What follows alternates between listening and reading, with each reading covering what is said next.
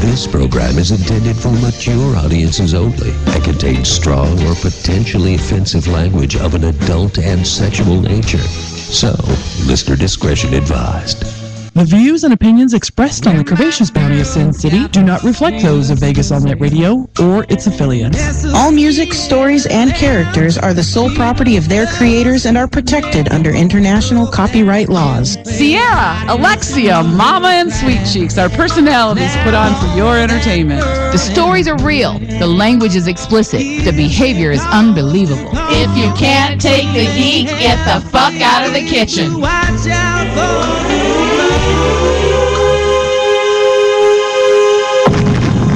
Blasting to you straight out of Las Vegas, Nevada, it is the Curvaceous Bounty of Sin City, starring Sierra, Sweet Cheeks, Alexia, and Mama.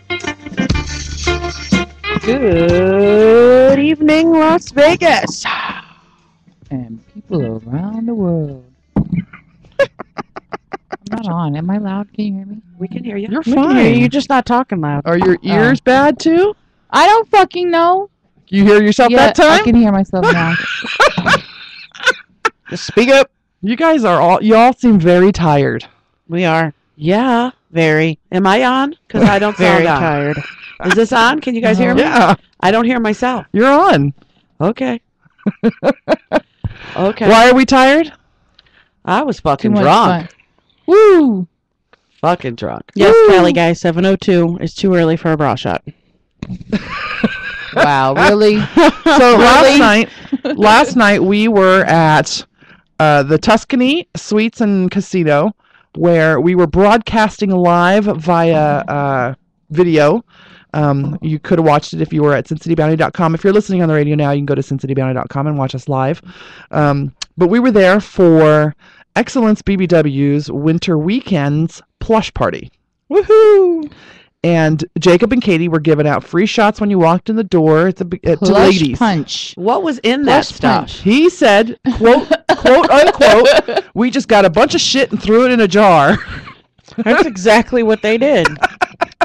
The jars look pretty. The drink looked pretty. It was kind of pink. it was actually very tasty. I know there was some kind of peach or apricot or something in there. It was really good. There was some grenadine for the sweetness, the cherryish kind of flavor. Pineapple juice.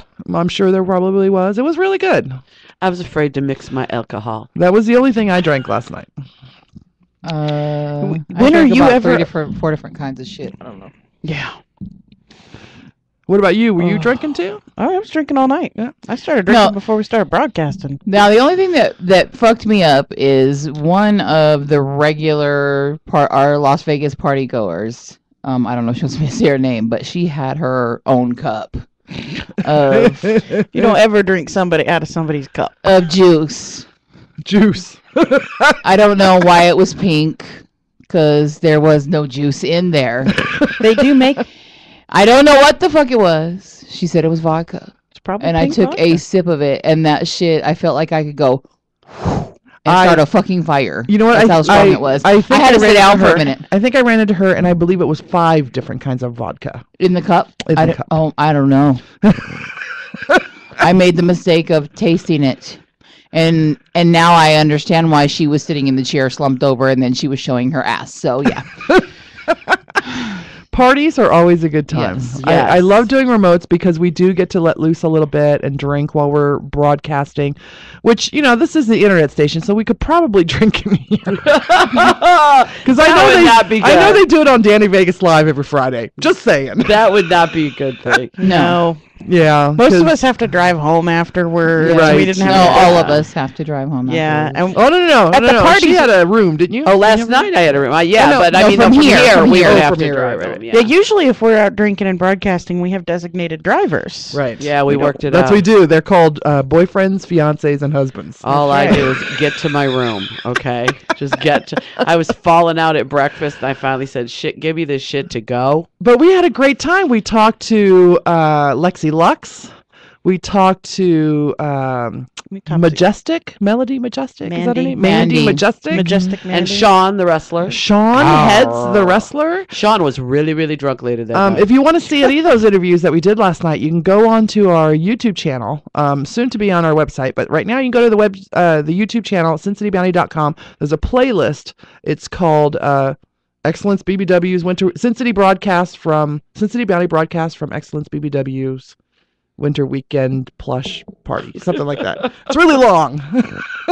It was a good day. But there's only a few. There's like 11 videos. They're all very short, 10 minutes or less, 12 minutes or less. I think J-Docs and Tofu were the longest. Yeah, they're fun. At like 14 or 15 minutes. And they performed live last night, which was great. It was good to hear. I think he played Glow, right? Glow or Sizzle? I can't remember which. Or they sang. But we played that on our show. And actually, I'm going to be playing Glow during the break today. So from J-Docs. It was a good broadcast. Yeah, it was a lot of fun. It was a little dark. Yeah. We were kind of tucked away in a corner, but I liked being inside. We still got tons of people coming over. I think that we're much better in the hallway. We see much more people. I like the hallway because of the light. I like the hallway because of the people. Because we can always fix that. We can always fix that part too. Because Cali Guy recruited interviews for us, which put us on that stretch of an hour and a half of just people after people after people. Because it was supposed to be half hour on, half hour off. Yeah. And it was all because Cali Guy was doing the recruiting. It was all boobies, right? It was so funny, and but it was good. I liked it, and it was good to see T-Rock as the DJ. Oh, T-Rock's a great DJ. Did we give back did we borrow a nipple from? We did, and it's somewhere in our gear because I went to go find J-Docs later, and I couldn't find him. Okay. I think he was private party. Busy. Yeah. Bitty busy. Yeah. Oh, it's a good time. I love doing remotes. Those are so much fun. I do too. They're a lot of work, but they're a lot of fun. I like them. We need to stay sober during those, though. Because I know I was feeling it after that. My head starts to tingle when I get a really strong drink. So that's usually the sign that tells me, okay, maybe you ought to back off a little bit. Well, I was drinking, and I know how much I can drink. But then when I was going on break, when I would go to the back, then there was a couple of our Las Vegas friends at one of the tables giving me shots as I went back between what I was drinking while I was on the show. So I lost count. You were pretty. Wait. See, I'm sitting in the toilet, snoozing, and I hear, Grandma! Grandma! And I see Sierra's cute little shoes under the door of the bathroom. Come on, we got to go back out. Okay. And I woke up from my nap. That was the second time that somebody came in because I came in first and was... Oh, really? And I went to find her because you would not respond to me. Wait, first of all, I kicked my shoes off and I ran to find her. How did anybody know I was in there? Me and you were at the same time, and you stood at the door and you were like, "Okay, I got to take this slow because I'm really shrunk." I did, and you went in. Somebody shrunk you? She shrunk. Yeah, she shrunk. And so we were in at the same time, and I went back to the table after I was like, she's been in there a long time. I was like, I think I need to go check. And when I checked, then you wouldn't respond to me. So, well, it took me a while to get you to respond too. I heard Grandma about the fourth time I said it. Yeah, I was. Yeah, because that was probably the closest thing to passed out that I've ever been on the toilet. It's too much fun. On the toilet. Too much fun. If I had a nickel for every time someone came and got me to help get a drunk person out of the bathroom, I'd be a rich motherfucker. I don't know why I'm the go-to person for drunk bitches in bathrooms. I don't know why I came to get you. I'm like, what the fuck are we gonna do? We're gonna have to climb under the thing to open up this. I didn't know what we were gonna do. We're gonna call you the potty person. The potty person. The potty patrol. Potty patrol. That's so I want to do some shout outs because tonight is the Grammys. Yes. And the premiere of second part of the season of Walking Dead. So who's watching us? I have no idea. But we have 7 people in our chat room. Woo! 6 not including me. 5 not including Sierra. So we have 5. Holler them out. Who's there? We've got 10 people watching. Right. We got Cali Guy, of course. Thank you so much, Cali Guy. That's I have it on my list of thank you. Thank you for helping set up last night and for recruiting big boobed women to sit down with us because that's always for good ratings, right? We have Diamond Dave. Woohoo! We have Inkspot Stories. He also twittered that he had a very quiet weekend and he was hoping there would be a live show for him to watch tonight. So thank you so much. Because for we that. weren't here last week, and Right? that only happens once a year, folks. Vendetta, of course. We love Who's Vendetta. apparently wasted off his gourd. Isn't he Nice. always on a Sunday night? I think so. I don't think he does anything on Mondays, so he's allowed to be.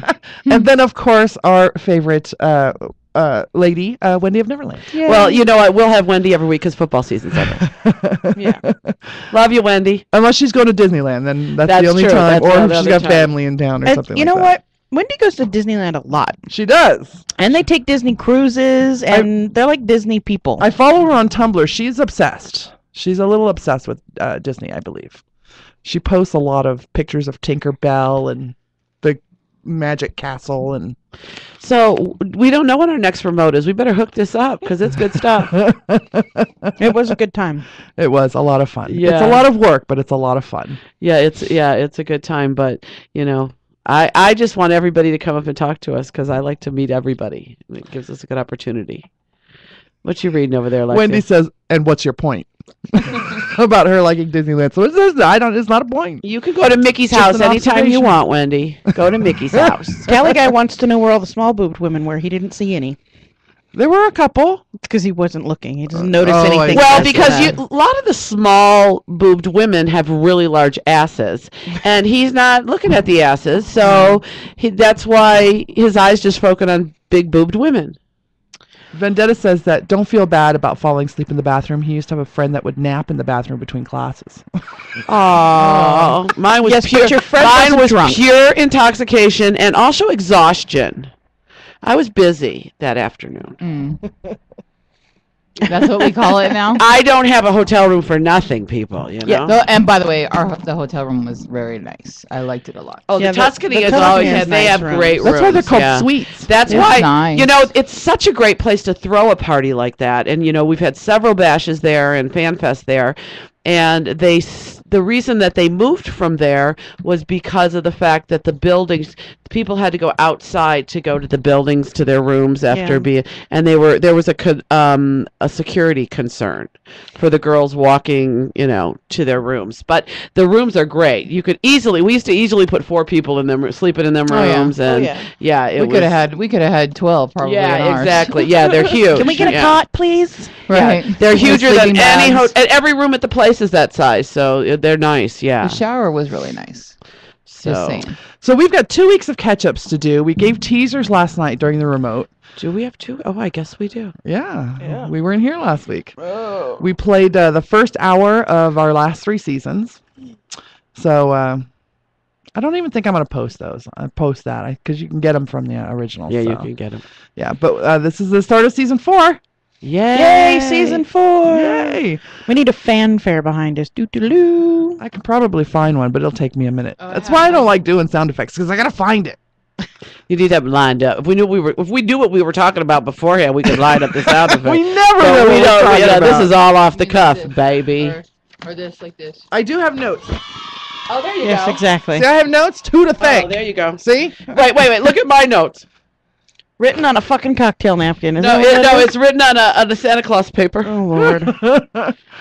So while I'm at it, I got Cali guy out of the way. Let me get DJ. DJ, thank you so much for doing all the heavy lifting. And for getting my drinks for me all rolling. night. And Kevin also. Kevin helped too. Kevin Yes, helped tear Kevin down. helped Right, tear Kevin down. helped take down. I didn't know his name. He did. He helped a lot. All right, and then I got TJ, T-Rock, and J-Docs, and DJ, Tofu. and what did Tofu do? Well, just he was. Tofu was he. Might as well thank everybody at the party. I'm talking about specific. Oh, Tofu Well, was awesome. I just figured if you thank J-Doc, you thank Tofu. They're kind of joined at the hip, no, kind they're of. not.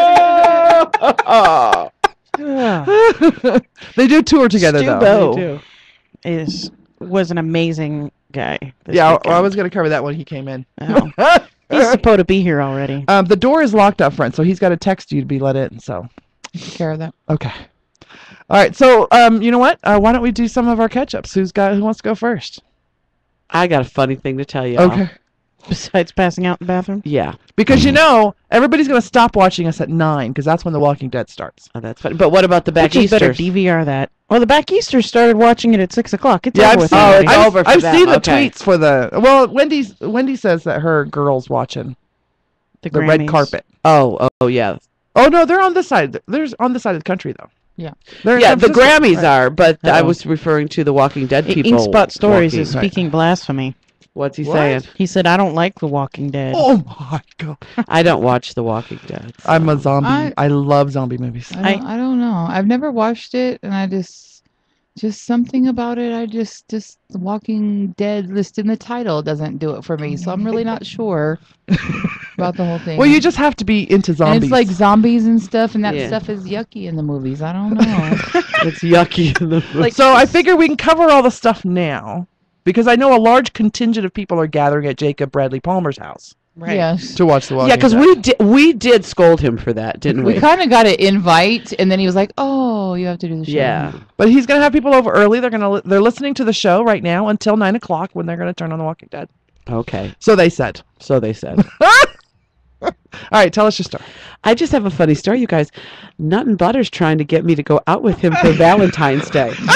Fucking Valentine's Day. Nut and Butter. Did you ask him when he was going to take you to dinner or something? Do a very quick synopsis of who Nut and Butter is for those Nut who've never and heard Butter of it. is a gentleman that frequents the clubs Gentleman? here. Well, he's not. He's just dude. him, a dude. Whatever. Douchebag. When he takes you out, he takes you to a remote location by Lake Mead and rubs your ass and jacks off. Now, the funny thing about that is when I went out with him, it was quite a while ago, a year, maybe two, that's what happened. And then Mama met a girl that went out and had the exact same story. So, every once in a while he texts me, mostly, about, are you going to the club or whatever, So he's been kind of on me. So he texts me this week and he says, can I see you? And I said, what?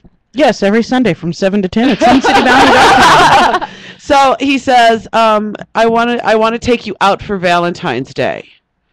I said, well, here's the problem.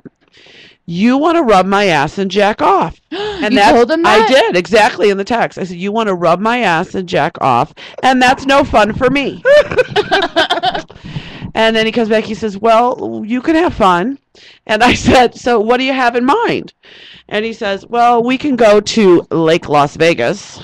Which is really close to the lake Lake where he Mead. did that in the first place. And we'll walk around the little shops and, just kind of walk around. And I said, first of all, you don't ask a 50-year-old fat chick to walk anywhere. Okay?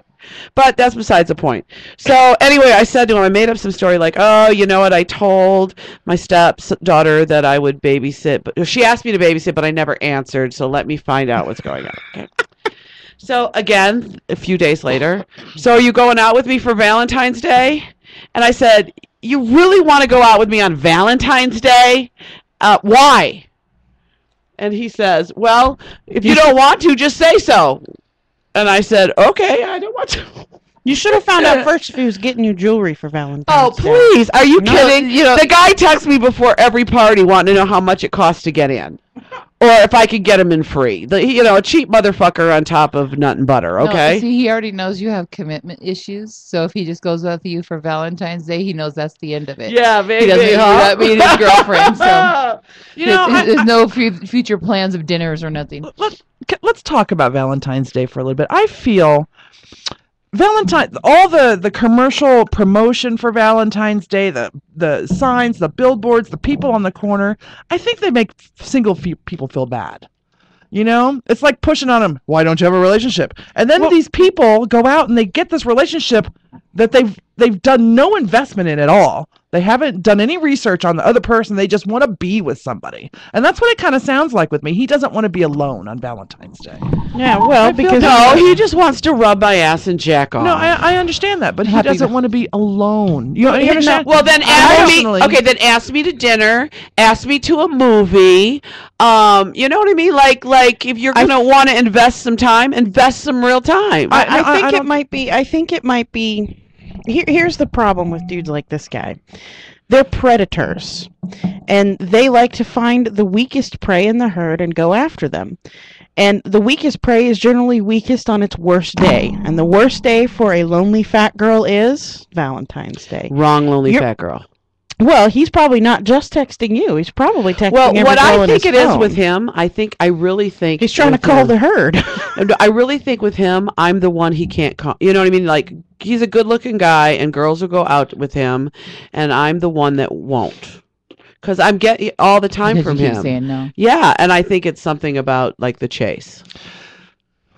No? Well, no. I'm just having thoughts about the whole Valentine's Day issue and people who are not comfortable being alone. That really bothers me. That people It bothers aren't me, too, comfortable. because there's no reason why you can't sit at home on Thursday night and watch Person of Interest, like I probably will do. I like that show. I love that show. And Scandal. You know, Scandal is so good. and Silent Mike and I made a pact that Valentine's Day would not be a special day for us because we do stuff for each other all the time. Mm-hmm. I cook him wonderful dinners. He buys me flowers whenever. When it's my birthday, he always gives it to me early because he can't wait. You know, I think Valentine's Day is really not like, you know, like I'll get something for the kids and I you know, you guys have partners, but I don't feel the need to like, oh my God, I'm a loser if I don't go out on Valentine's Day. You know, I choose not to have a permanent partner. I already have a Valentine, so I'm okay. That's true. My grandson's her Valentine. He told me She if gave him chocolate. He told me if I gave him chocolate, he'd be my Valentine. So You gave him I chocolate. gave him chocolate. Mama pulled out all the chocolate. Sarah? No, but there are just some people who because they don't have somebody on Valentine's Day, they do feel like they're a loser. Yeah. And But that's that's because media portrays Valentine's Day as the day of lovers, and if you don't have a lover on Valentine's Day, you are a loser. There's one song. I love Dean Martin and Frank Sinatra and those guys, but there's this one song that they sing where it says, "You're nobody till somebody loves you." Yeah. Well, let me have the. I hate that fucking Let song. me have the I can't Matchbox. believe that. I'll play it for you. What? You're I have nobody till Oh, no, somebody no, loves no. you. Are you sure? Yeah, because it'll get flagged on YouTube, and then we won't be able to play the show in Bulgaria or something. Oh no, that's that song's open. Oh no, it's not. It's not. No. No. But yeah, I think it's sad that people aren't comfortable with themselves. That I wish we could do something about that. Well, we're working on it slowly, one girl at a time. I mean, you know what? If somebody wants to call me and take me to dinner on Valentine's Day or to a movie, I'm there. Anybody out there? I'm good. I just don't want to be stroked my behind and someone else jacking off, and I have no fun. But I'm all good for going out for Valentine's. I'd love to go out for Valentine's Day, but if I don't, that's okay too. Diamond Dave says that you could rub his ass and double click your mouse just as long as what? What, Dave? Sweet Cheeks could rub my ass and double click her mouse just as long as I could watch. I don't. Dave, just come He's take saying me you to can do dinner. him instead of him doing you. Dave, just come take me to dinner, and that'll just make life easy. I have a friend. Her daughter every year does a big party. For Valentine's Day? Yeah, she calls it St. Crappentine's Day. What do we And call all of her friends that hate Valentine's Day and or don't have Valentines comes to the big party. And That's they a sit great around and eat idea. junk food and sit with each other and watch movies or whatever it is that they do, but she has a big get together. That's a good idea. Vendetta says, I have been single for the last 3 Valentine's Day. This is the first year I actually have plans. Comic book men return. Hells yeah.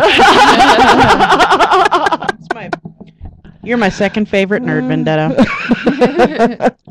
And DJ, of course, is bragging about what he got for his V-Day. No, you said can't wait to go to work and tell all the fellas what I got for V-Day. Yeah, like that's gonna happen. It's not a couple's day; it's a chick day. Yeah. Well, But it that, doesn't He have said to the be guy- like that. He says the guys don't go because all the girls are like, "Oh, we got flowers and look what he got me," and he's like, The greatest, He's though. like, it's not for men. That's not a date for men. We don't go to work and say, "Oh, look what my wife got me," or Well, I'm gonna tell you "Take me to now- dinner." Or, you know why that is? Because most women give men sex on Valentine's Day. And it's not so... Unless they're Well, taking I'll their tell you, phone to the work. greatest thing is when you get flowers sent to your job on Valentine's Day. I remember there was this guy I was dating in California, and we dated pretty serious for a few years. This was shortly after I got divorced. On Valentine's Day, he sent not one delivery of roses, but 2 deliveries of roses, one in the morning and one in the afternoon.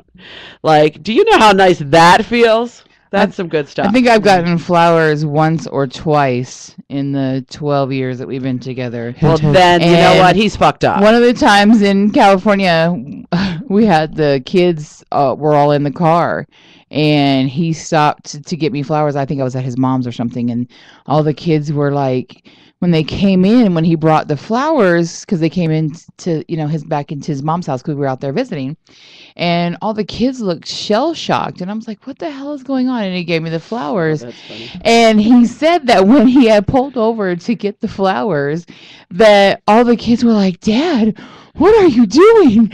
Who are you buying those for? What are you doing? Like, they were all shocked that he actually, his cheap ass went to buy something, I guess. I don't know. You know, my They were dad, I looked at them, and they all looked like something was wrong. I'm like, what the hell? see, I grew up with, my dad a couple times a month would come home, and my dad wasn't like a businessman. My dad was like a heavy equipment operator. So that means he had to get, out of the truck in his muddy clothes and his muddy boots and go in and buy my mother flowers. But a couple times a month, he'd just show up at the door with flowers. And so, it's silly me. When I got old and I got married, I thought everybody was supposed to be like Eddie. My dad, they were supposed to, mop the floors for their wives and open the doors and put the gas in the car and bring home flowers. That's what that is the unfortunate happening of when you are raised with a family that has good morals and a great relationship. And you come out expecting everyone's going to be like that, and then you get jaded real quick. That's so true, because you know what? Seriously, I didn't know that all men weren't handymen around the house. Well, if your parents are any good, that they tell you not to have expectations like that. But see, my mother had the best man in the world, and the only man she ever dated and married, and still married to. So she didn't know what douchebags were out there either to give me that advice. Yeah. What's your experience with getting flowers? I have only ever had flowers delivered to me once, and it was by my dumb douchebag ex-husband. Every boy, every man, every person, because I can't say men exclusively, that I have ever dated, I've made sure up front that they know I don't like red roses. Because red roses require no thought. You can go online and buy a dozen red roses. You can pull over the side of the road and buy a dozen red roses. Yes. You can walk into any fucking Smith's, Albertsons, Walmart and buy a dozen red roses. Anyone can do it. Put a little thought behind the flower purchase. If you're going to buy me something that's going to be dead in 3 days, make sure it's something I actually like. Yeah. See, my favorite, I would rather have stargazer lilies. See, That's my favorite ones. I love how they smell. Yeah, I'm a daffodil girl. I love daffodils, but I like roses. I love the way roses smell, and there are a million beautiful varieties of roses that are not just red roses. I mean, all you got to do is look a little bit further on the website or walk a little further down the row of But flowers. I think it's the meaning of the red roses. I don't think it's the fact that somebody's thinking, I'm going to buy red roses because I don't have to think about it. I think that, it's love. Exactly. Love and commitment. And I think that's what it's about. And I think that's all fine and dandy for people who don't mind getting red roses. But if you know your partner doesn't like something, true. you should not get it for them. That's true. If you've stated that I don't like red roses, they shouldn't get red roses. My ex-husband, he did it twice. First time he sent me the red roses, and I'm like, okay, well, I know he's an idiot, so it's all right. I'll accept them. Yay, I got flowers. At least he put that thought into it. The second time he gave me red roses, he said, I know you don't like red roses, but it doesn't matter what you like. I was like, Oh, well, that kind of thank null you. and voided the whole flower thing. Huh? And I haven't received flowers since then. I haven't Wow. gotten. Yeah, my ex-husband was the last one to get me flowers. Diamond Dave says, I was raised like that. Treat women like a queen. Inkspot Story says, how to get your girlfriend more hated at work. Get her flowers delivered to work. Now chocolate will make her number one. That's right. Yeah. DJ Yeah. says, I grew up with love not being something shown with items bought. It was shown with how care was taken of family. You know what? But you know what flowers to me is, and flowers that are not holiday flowers, but just because I saw these pretty things and thought of you. Well, or you know what? Or I'm driving down the road and I just thought of you and wanted to let you know I thought of you at that moment. So you know what? These men that talk about, well, I think that love, I don't have to buy flowers to show you I love you. That's bullshit, and it's a cop-out, DJ. Because you know what? If you're thinking about your woman during the day, it's okay to once in a while send her a text, I'm thinking about you. And I know you do that. Or to... No, you don't send her, I'm thinking about you. He sends, am I going to get a blowjob Yeah, that, tonight? you know, and that... Can I eat biscuits and gravy for dinner? And you know what? That gets old too, because you know what? Women want to know that they're worth more than just their biscuits and gravy or, their blowjob abilities. But I think that flowers or a little card is just telling somebody, I've thought about you sometime today. Vendetta says, well, I'm no handyman. I can't fix a pipe or spackle a ceiling, but I can set up all of your tech and fill the house with food, music, and art. Vendetta, I'm there. I'm there. I'm handy enough that I don't really need a handyman around the house. Yeah, I'm pretty But handy. if I came home and there was dinner on the table, good music playing, and something pretty to look at, I'd be fine with that. Amen. I'm with you, sister. Now, let me tell you about my flower. I have never been a fan of getting cut flowers. Get me a plant, something alive. I don't like things that are going to die in 3 days, Right. like Sierra said. But when Michael surprised me with flowers, That Valentine's Day was pretty badass, by the way. I kind of melted. Yeah, I know. And when Emily, when she worked here, she got 2 deliveries in one day That happened to me. of flowers. And I was like, that is the sweetest thing ever. And I'm still not a fan of cut flowers. I'm okay with a text, because at least Mike says, how you doing, baby? How's your day going? Right, something, yeah. So Wait, the last time he sent you text all day, and then you forgot it was your anniversary. I did. I did. He was trying to drop the hint that it was our anniversary, and that's the day he brought. That's another day he brought me flowers to work. And but it is those little things, if he cooks dinner, I think that's the sweetest thing in the world that he cooks dinner for me.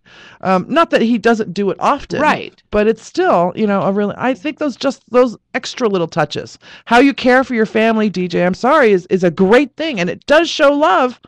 But that's the family. Yeah, That's not me. How does it reflect the special feelings that you have for your partner? Right. Exactly. And not sexual feelings. Right. Yeah. All right, well, we've come to that time in our show where we've got to pay the bills, ladies and gentlemen. We're going to take a quick break. You're listening to the award-winning motherfucking curvaceous bounty of Sin City on VegasAllNightRadio.com. It's the premiere of Season 4, bitches.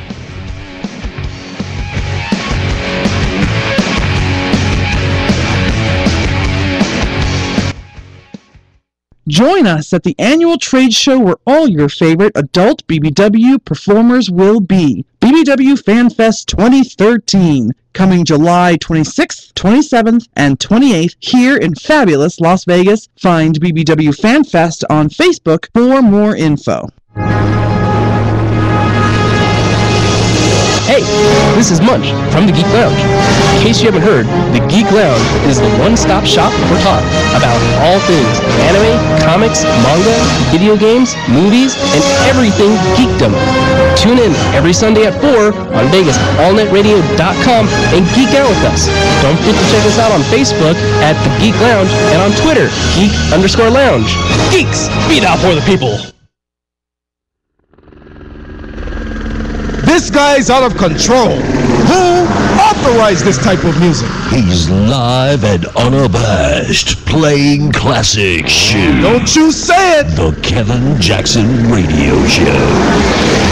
Listen to The Kevin Jackson Show, 2 to 4 p.m. every Wednesday on VegasAllNetRadio.com.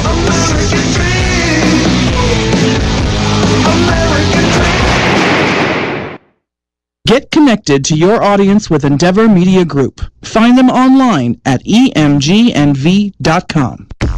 Embrace your endeavors and take it to the limit with Endeavor Media Group. Visit them online at emgnv.com. If you're looking to further your acting, modeling, or athletic career, contact Endeavor Media Group at emgnv.com. Endeavor Media Group is a sports and entertainment PR firm connecting its clients with audiences everywhere through movies, television, radio, publications, websites, mobile applications, and special events. Visit emgnv.com.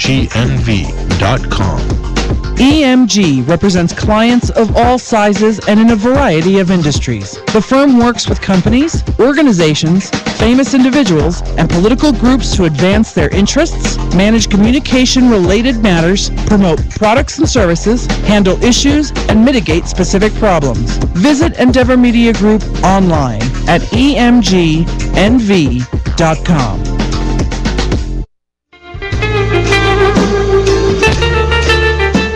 Welcome back. You're listening to the award-winning Curvaceous Bounty of Sin City on Vegas, allnetradio.com, where the final frontier of free speech, where we can say whatever the fuck we want.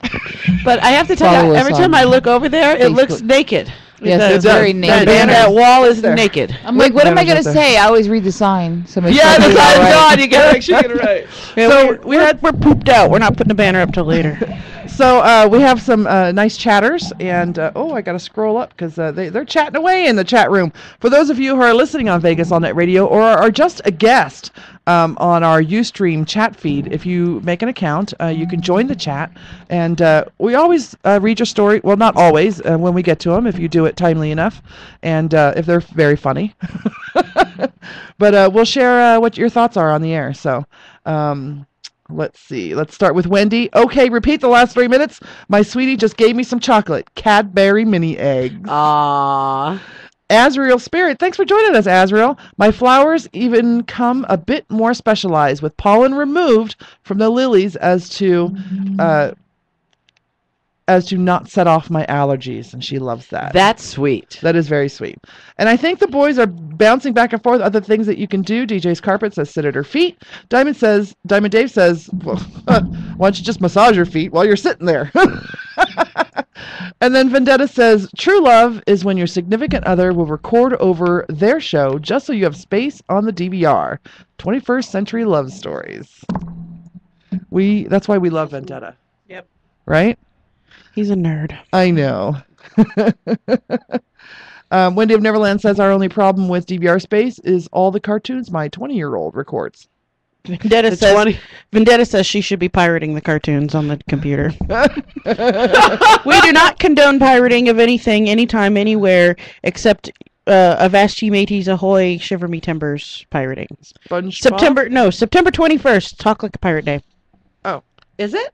Yeah. Yes. What day? September 21st. It's International Talk Like a Pirate Day. Arr, matey. Ahoy, mateys. Wait, who created that? The International Talk Like a Pirate people.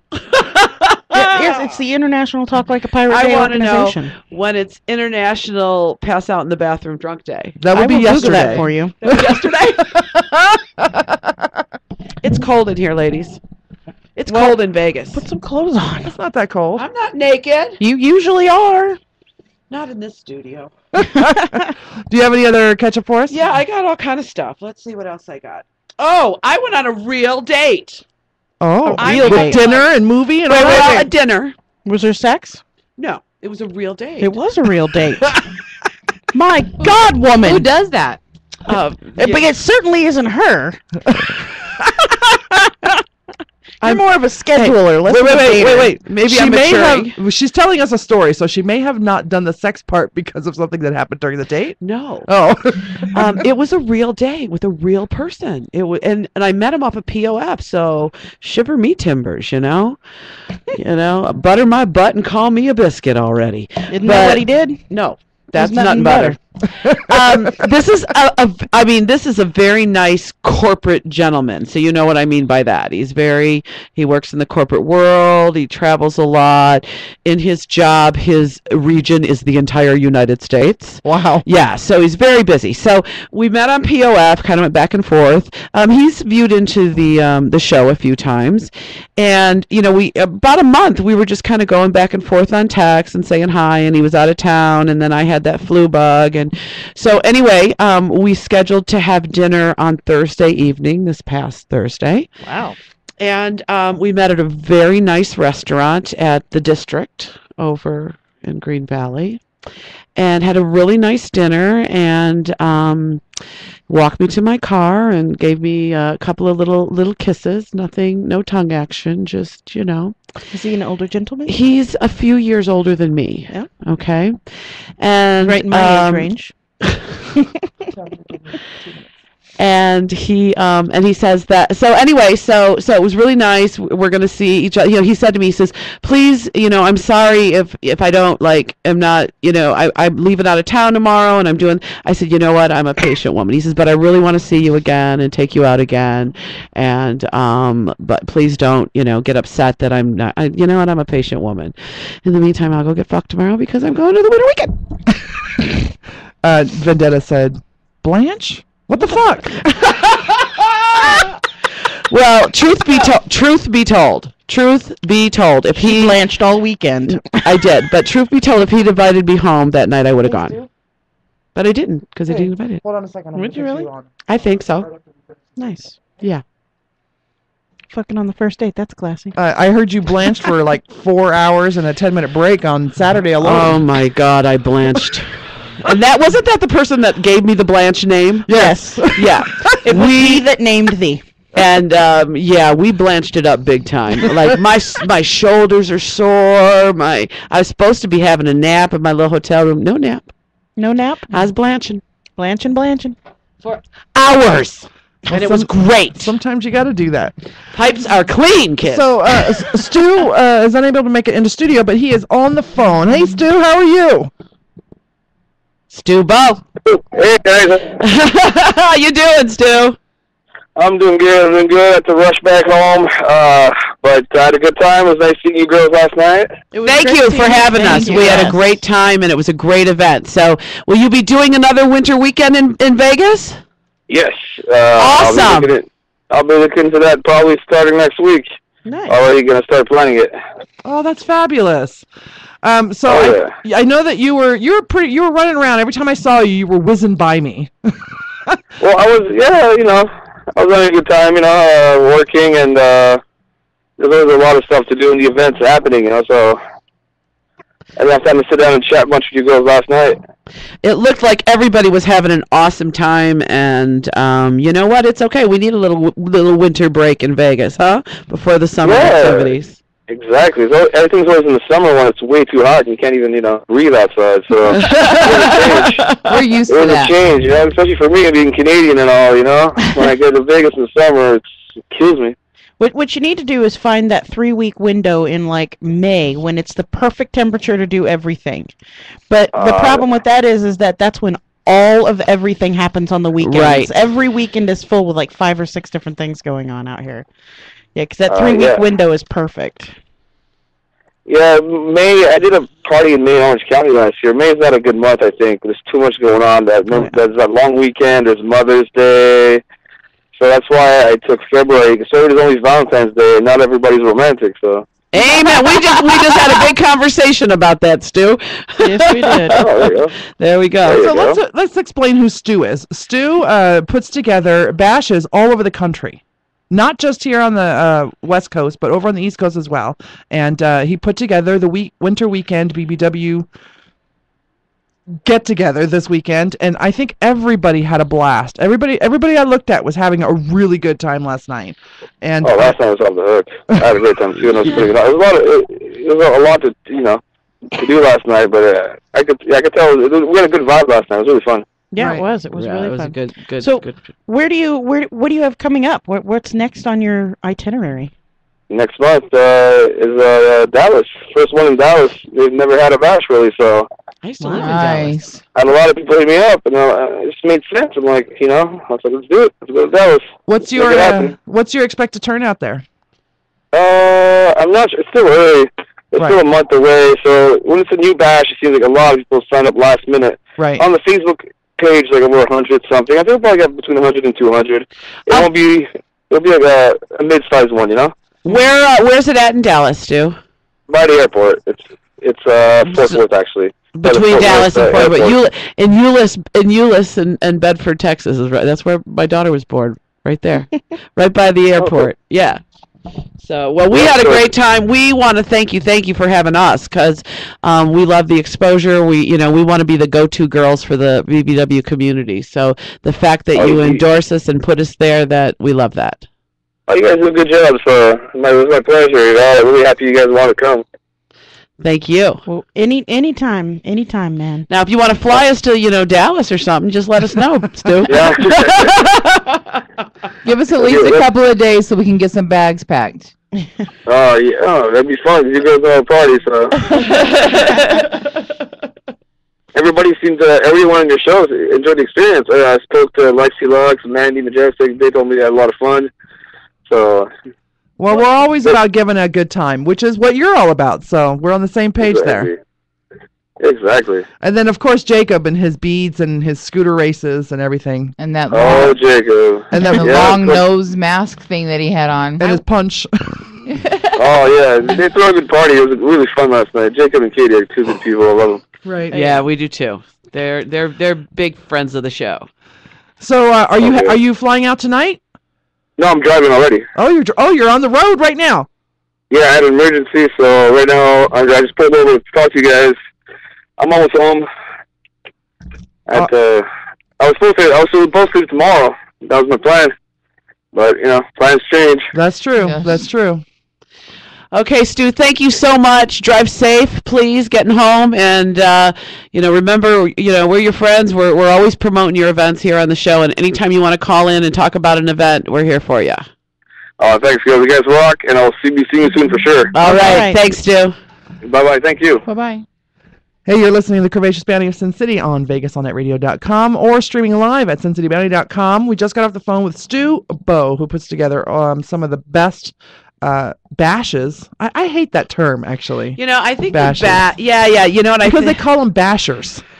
Well, and I don't think that that's bad, but I think that, like, for example, here in Vegas, the bash is a different connotation than our new well-rounded event.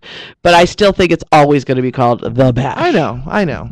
And I understand where the word comes from, you're having a big party and stuff, but everybody gets called bashers. And that's bad? It sounds Because I'll tell you, I was bashing last night. I think of Blanche, you've been bashing since you woke up Friday morning. I always think of baby seals when I hear the word. That's clubbers, not bashers. I always think of bashing. Let's see. Vendetta says blanching is now the new planking. Everyone go out and blanch the night away. I am so glad I could coin that for you, Vendetta. Fix it if you're brave enough. And DJ says that he was, in a nutshell, he was just schooled at how his married parents of almost 42 years cared less for each other because they rarely chose to purchase anything as proof of appreciation. That has nothing to do with it, DJ. You need to get your head out of your ass and listen to what we were saying. I'm sorry, but that's not true. None of us said that his parents didn't love each other anymore. No. That's not what we're saying. We're saying there's different ways to show affection. I'm pretty sure I mentioned that that's the way he was raised. That's how some people are. Exactly. And you're right. It's a very practical way to live, but I'll bet you that his dad rubbed his mom's back when they laid in bed, or stroked her arm, or massaged her hand, or whatever it was. They had 8 kids. He rubbed something. And I'm not saying it's the little things. Exactly. I know, yes, exactly. And I'm not saying that flowers says I love you or I don't love you. I'm just saying, you know what? Maybe you haven't given flowers in 12 years. Maybe it might be nice, put a little smile on somebody's face. It tells somebody you're thinking about them. It's not about whether somebody loves each other more or their marriage is worth more. No, it has nothing to do with that. So, any other catch-ups? Oh, wait a minute. I ain't done. Oh, okay. Remember, she been blanching her brains out all fucking weekend. That's true. Wait, I do have to tell this. Mama has inspired me in something since she's been around, okay? Now, seriously, I have been going to the club in my pants and my leggings, drawerless. Right. No drawers. Oh, there's a picture on our Facebook. Yeah.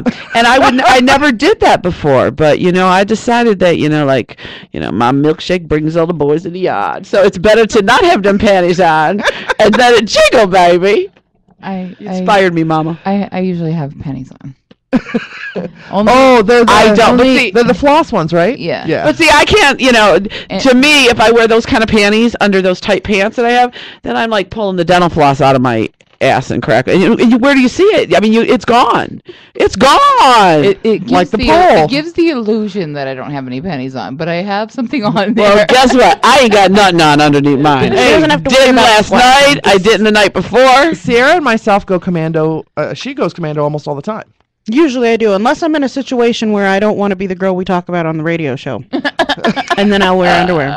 Like at the schoolgirl night. The schoolgirl night, that tiny little skirt I had on, I had underwear on underneath that. Very small ones, because when you bent over from the back, it did not look like it.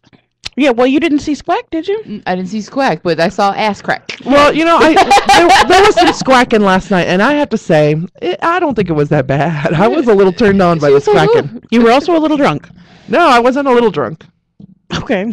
You were a lot drunk? Yeah, no, I wasn't drunk at all. Yeah, I only had that one cup last we night. happened to know somebody that was squacking and made a comment. It's like, oh, okay. And she's like, you saw that? She was like, how do you not know your vagina's hanging out? I know. Doesn't it get breezy? But it's funny though, because you know, like I have to watch myself, because if I wear a dress and as the evening goes on, I'm not pulling my dress down as much. Because I don't give a fuck. Yeah, I don't give a fuck.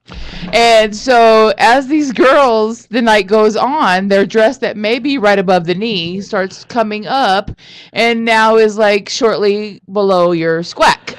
Well, let's explain for Diamond Dave what squacking is. Yes. Squacking is when you don't wear underwear and you have on a skirt and you are dancing on the dance floor and you're doing something crazy like getting low down to the flow. And your knees have to, when you're a big girl, your knees have to spread open to accommodate for everything to get all the way down. To get the lowness. And then all of your dangly bits and goodies and pieces are just out for every motherfucker looking in that direction, which is always everyone in the room. Right. That's squacking. And if it's hairy, it's a Sasquack. I just don't understand that when the squack is squawking, how come it ain't breezy? Like they should know. Like, That's ooh, what Sarah just said. Right. It's like breezy. It's Maybe like cool. maybe it's because it feels good. They were like, Well, maybe it needs to be aired out. Or you've been drinking so much that it doesn't matter. Right. I think that's probably it. But no, I will be Liquid wearing blanket. underwear when I have skirts on. But I'm kind of liking, you know, I had a liquid blanket on last night. I like the tight pants with no underwear. So, Mama, that was from you, baby. Thanks. Mama's inspiring everything from porn to pantyless. Whatever. Now, you know what? Here's what I decided. Like, sex is kind of like a Lay's potato chip. You can't just have one? No. Once you pop, you can't stop. Yeah. No, That's Pringles. that's Pringles. Yeah, too.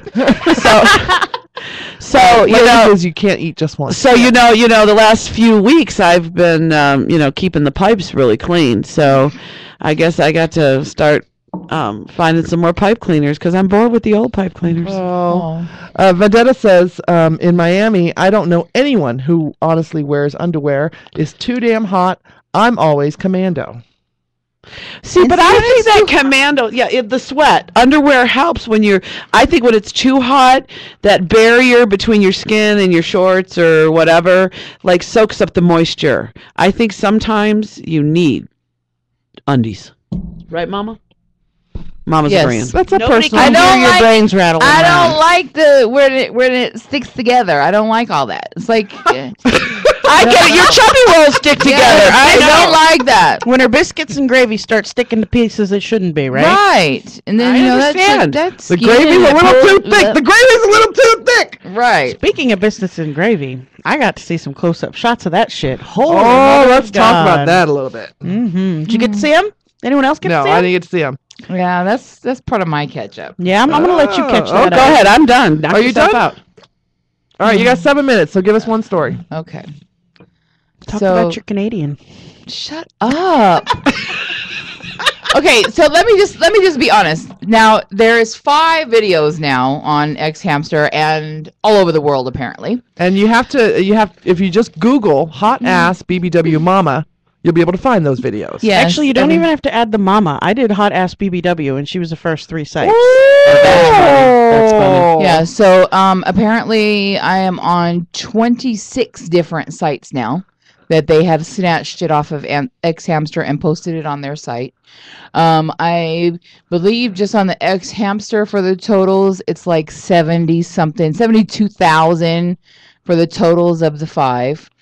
And I really, other than seeing bits and pieces when he is editing them or when he's showing them to someone, I have really not watched my own video.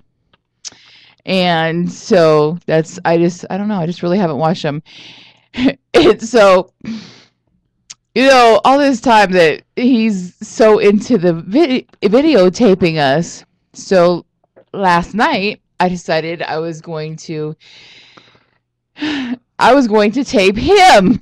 Ooh. However, it is very hard to concentrate on what somebody's doing to you and hold the camera. So shortly we will probably be looking into a photographer or a tripod or someone, because the first 30 seconds of me, I was shooting the roof, and I realized that I had it on wrong, and I stopped it, and I missed all of the rest of it. So, yeah. So I will no longer be taping my own self from him doing anything to me, because it just doesn't work for me. So I have a new respect now for him performing and videotaping on all the 5 videos that we have had.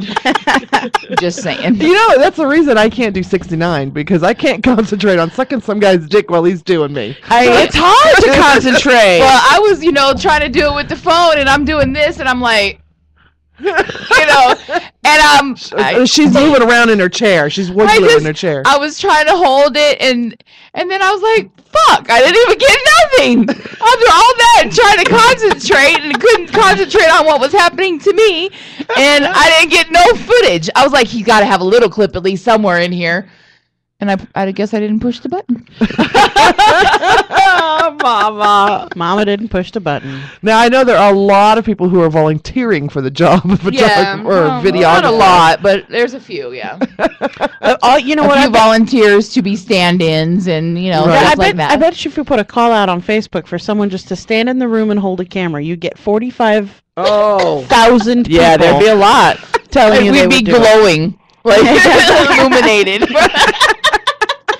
Just think of it. Think of the really crazy 3D swirl around you effect you could get from all of that video. Oh my God! Yeah, it could be like some Matrix shit. A theater in the round. A theater in the round. Did you ever be to one of those? Yeah. You have to have special glasses just to watch it and shit. But yeah. Oh, I couldn't imagine you 3D. Oh, to poke my eye out. Shut up. Oh, we'll get to that part of the catch-up. Oh yeah, we are. Because it's excellent.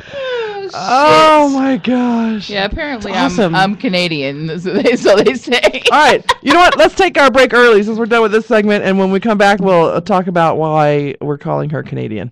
Because we all know what Canadian means. Hail Canada. I have a little quick story about a Canadian somebody told me last night. I'm not going to use her name, though, because she kept saying, I don't know why I'm telling you this. Because that's our job. I don't know why I'm telling you this. You've been listening to the award-winning Curvaceous Bounty of Sin City on Vegas All Net Radio. Don't go away. We will be right back. I don't know why I'm telling you this.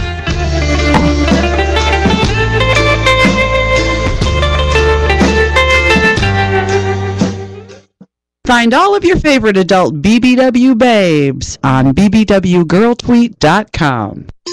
Hi, I'm DJ Tim Dope. Come join us every Saturday night at 6 p.m. PDT, 9 p.m. EDT for my new show, Pure Dope Radio, here on Vegas All Net Radio. We'll be having fun addressing the issues with special guests each week. So I'll see you at 6 p.m. PDT, 9 p.m. EDT, Saturday on the show, Pure Dope Radio on Vegas All Net Radio. If you're like me, you listen to Nights Over Las Vegas with the Commander every Saturday night at 7 p.m. on KLAV 1230 a.m. But during the week, do you need your dose of the music that everybody knows? Well, don't fret. You can listen to rebroadcasts or even download a podcast of Nights Over Las Vegas with the Commander on VegasAllNetRadio.com. That's right. Take the Commander home with you tonight. Any night. Just visit VegasAllNetRadio.com. Get connected to your audience with Endeavor Media Group. Find them online at emgnv.com. Attend the annual trade show where all your favorite adult BBW entertainers will be. BBW Fan Fest 2013, July 26th, 27th, and 28th in Las Vegas at the Tuscany. Find BBW Fan Fest on Facebook for more info. Welcome back to the curvaceous bounty of Sin City on VegasAllNetRadio.com. The final frontier of free speech, cocksuckers. Cocksuckers. All right. So let me tell my quick story about the Canadian. So I'm sitting outside having a cigarette.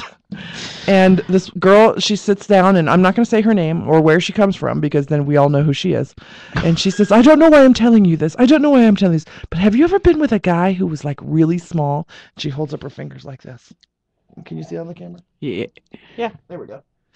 And I said, well, you know, sometimes she goes, I was dating this guy and we were going out for like 7 months. And then when I finally said, okay, I'll have sex with him, he was 7 months. Yeah. Not only was he this small, but he was like a pencil. Oh, poor man. And she said I felt so bad. And then she told me about this other friend that she has who kept asking her, do you want me to come over? She's like, no. Do you want me to come over? No. And finally she gave in because he told her stuff about how tight her pussy was. So that was awesome. Was he Canadian? No, he was not Canadian. Oh. But it just reminded me of our Canadian brothers. I hear you. Brethren. But probably But part that, you know Canadian. what? That poor guy. I think that guys that have little cocks like that maybe need to get into some ulterior sexual thing. You know like what? one of the guys she said something about bad sex with people who have small penises. I said that's not always true because Sierra has a story about it. Well, I've done with guys that well, you know what? Like Pillow Man is not very large, but he had other skills. Yeah. You know, which is okay with me. Yeah, that was that was my experience too. I had I will not say that I dated him because we did not date at all. We regularly fucked. And almost like clockwork, it was like every 6 weeks, get together and have sex. And he had one of the smallest penises that I have ever seen and ever had sex with. But that motherfucker could eat a pussy for fucking days. Well, I think that they need to learn other things when you have a penis that little. And it's not like, and I think his penis was just shaped right too, because the sex was still enjoyable as well. Now I was with a guy who had a penis about the same size. Maybe it was hooked wrong. I don't know. It was just different. It did nothing for me. Right. And then there was my anomalous black man who had a tiny penis too, and he couldn't fuck or eat pussy or finger or nothing. Wow. Yeah, it was a bad experience. Should have gave him a book. I almost bought him a book. Except I was only fucking him because I was being my girlfriend's wingman. That was all I was doing. Now, that guy that keeps talking to me about the cuckolding, he has a very small penis. And he said, you know, and he wants to cage his penis and all that. But I've got some resources for you. Well, I think that Of course you do. I think that whole thing stemmed from the fact that his dick was little. So, like, he found an alternative sexual thing to do with a small penis. It's a thing. I suppose.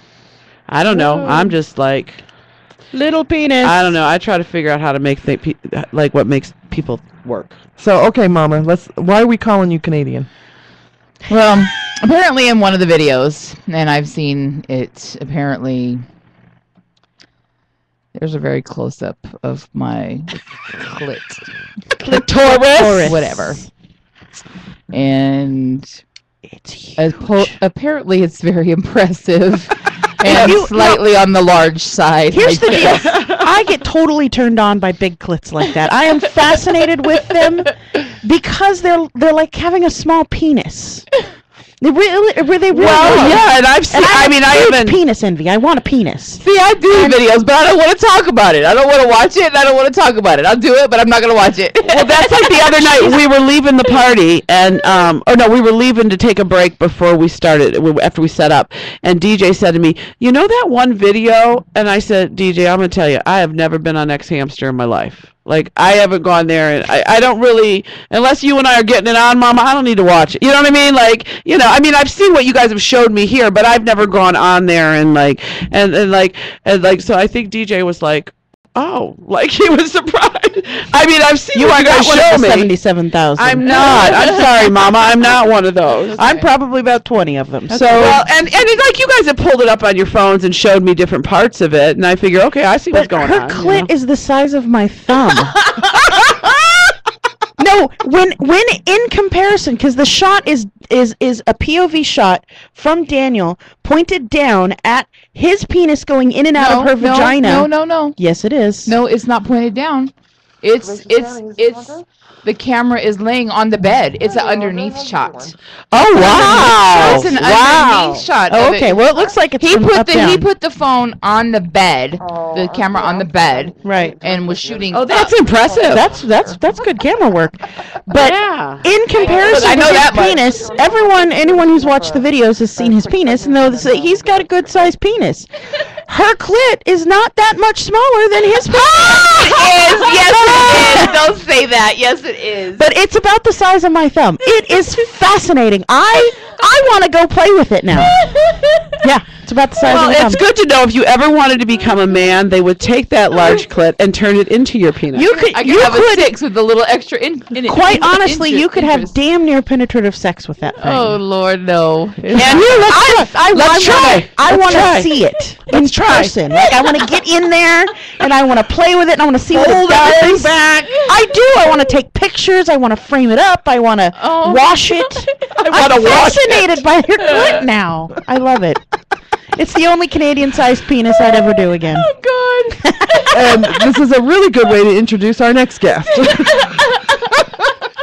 Aren't you loving this show? Oh God. Happy 4th season, everyone. Andre, how you doing? I'm doing great. Enjoying the conversation here. Kind of interesting. You're getting an education, Andre. You need to put. I mean, the sad thing, I don't think I'll be as interesting as the subject matter. You might lose viewers and listeners. No, because they know I'm going to talk about it again later. How's everyone doing, ladies? We're fine. We're dragging a little today, but we're making it. Yeah, we're still recovering from a long weekend of public relations. So who got plastered last night? Everybody except Alexia. I did. Wow. Oh yeah. No, that was Sweet Chicks. I was okay. I mean, I had a few drinks, but I wasn't as bad as I normally am. That was Mama. I did pretty good. I was good. To all of our listeners out there, who we have on the line is Andre with EMG Media. You've heard his commercials all over. Tell us a little bit about what you do, Andre, and what you're doing for us, and we'll start there. A few things. One, Endeavor Media Group is a Las Vegas PR agency, and although it's based in Vegas, we have reach everywhere, all over the world. Every market you think of, and we work in the industries including arts and entertainment, politics, and sports. And we have the privilege and opportunity to work with yours truly, Sin City Bounty. Yay! The company was founded in 2011, but myself and some of the team collectively have about 30 years worth of experience. So it's it's fun. It's a great thing going, being able to work with great clients and be involved in different industries. That way it doesn't get stagnant and boring. So who do you like to work with the most besides us? Do you have favorites? Is it like having kids? You can't play favorites, or you can only play favorites in your own mind? No, you know what? You can play favorites because everybody is unique, and they bring something different to the table. I like working with Cherry Johnson. She's an award-winning actor and 3 times published author. She's real fun because with her, she'll go from working on a film to right now she's working on a play in Houston. She's on set. I can't go into details about it a lot, but it's interesting. It's about hope I don't butcher this. It's about a preacher whose wife turns out to be a stripper. Oh, that's me. They wrote a play about you, Blanche. I was married to a pastor, and then I'm a stripper. Oh, wow, they're writing a story about me. Where's my royalties from that, Andre?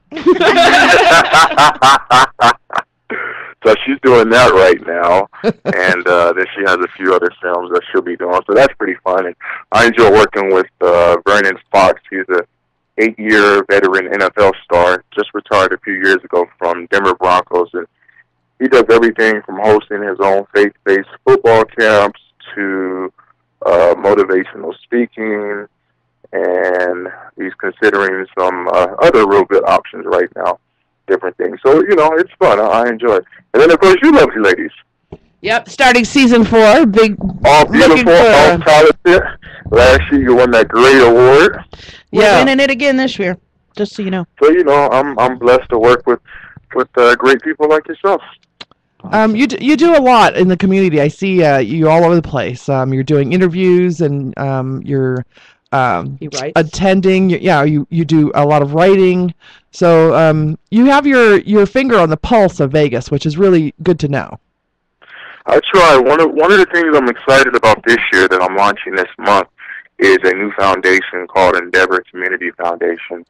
And the mission is to support programs, organizations, and groups that enrich the community. And basically what I'm doing is helping them with a lot of their fundraising and their business development. Right now, pending projects are working with like the Henderson Veterans Court, working with Trustee Linda Young, her organization. They're doing a charity golf event and a gala fundraiser next month at Angel Park Golf Course and JW Marriott in Vegas. And then there's a few other groups that I'll be working with. So, I'm excited to be in a position to give back, Right, right. That's great. Well, we're looking forward to working with you and what's up and coming and what's where we're going and what we're doing. So all bigger and better things. We are. One of my favorite things that I really like about you ladies that set you apart from a lot of the other people I've worked with or affiliations I have, you have self-initiative, perseverance, you have drive, and you know what? You're vocal. And we also say fuck a lot. Yeah, that's true. That's true. You're giving Howard Stern a run for his money. We're going to knock him off of serious things. Well, see, I happen to think we are perfect guests for the Howard Stern show. Compared to us, Howard Stern is a pansy ass. No, I think we are perfect guests for Howard Stern. Well, I'm going to have to get you on that show. But get us on there, baby. I really like that because, believe it or not, I found it in working with different people and groups, who are out there on television and on the radio and doing big events.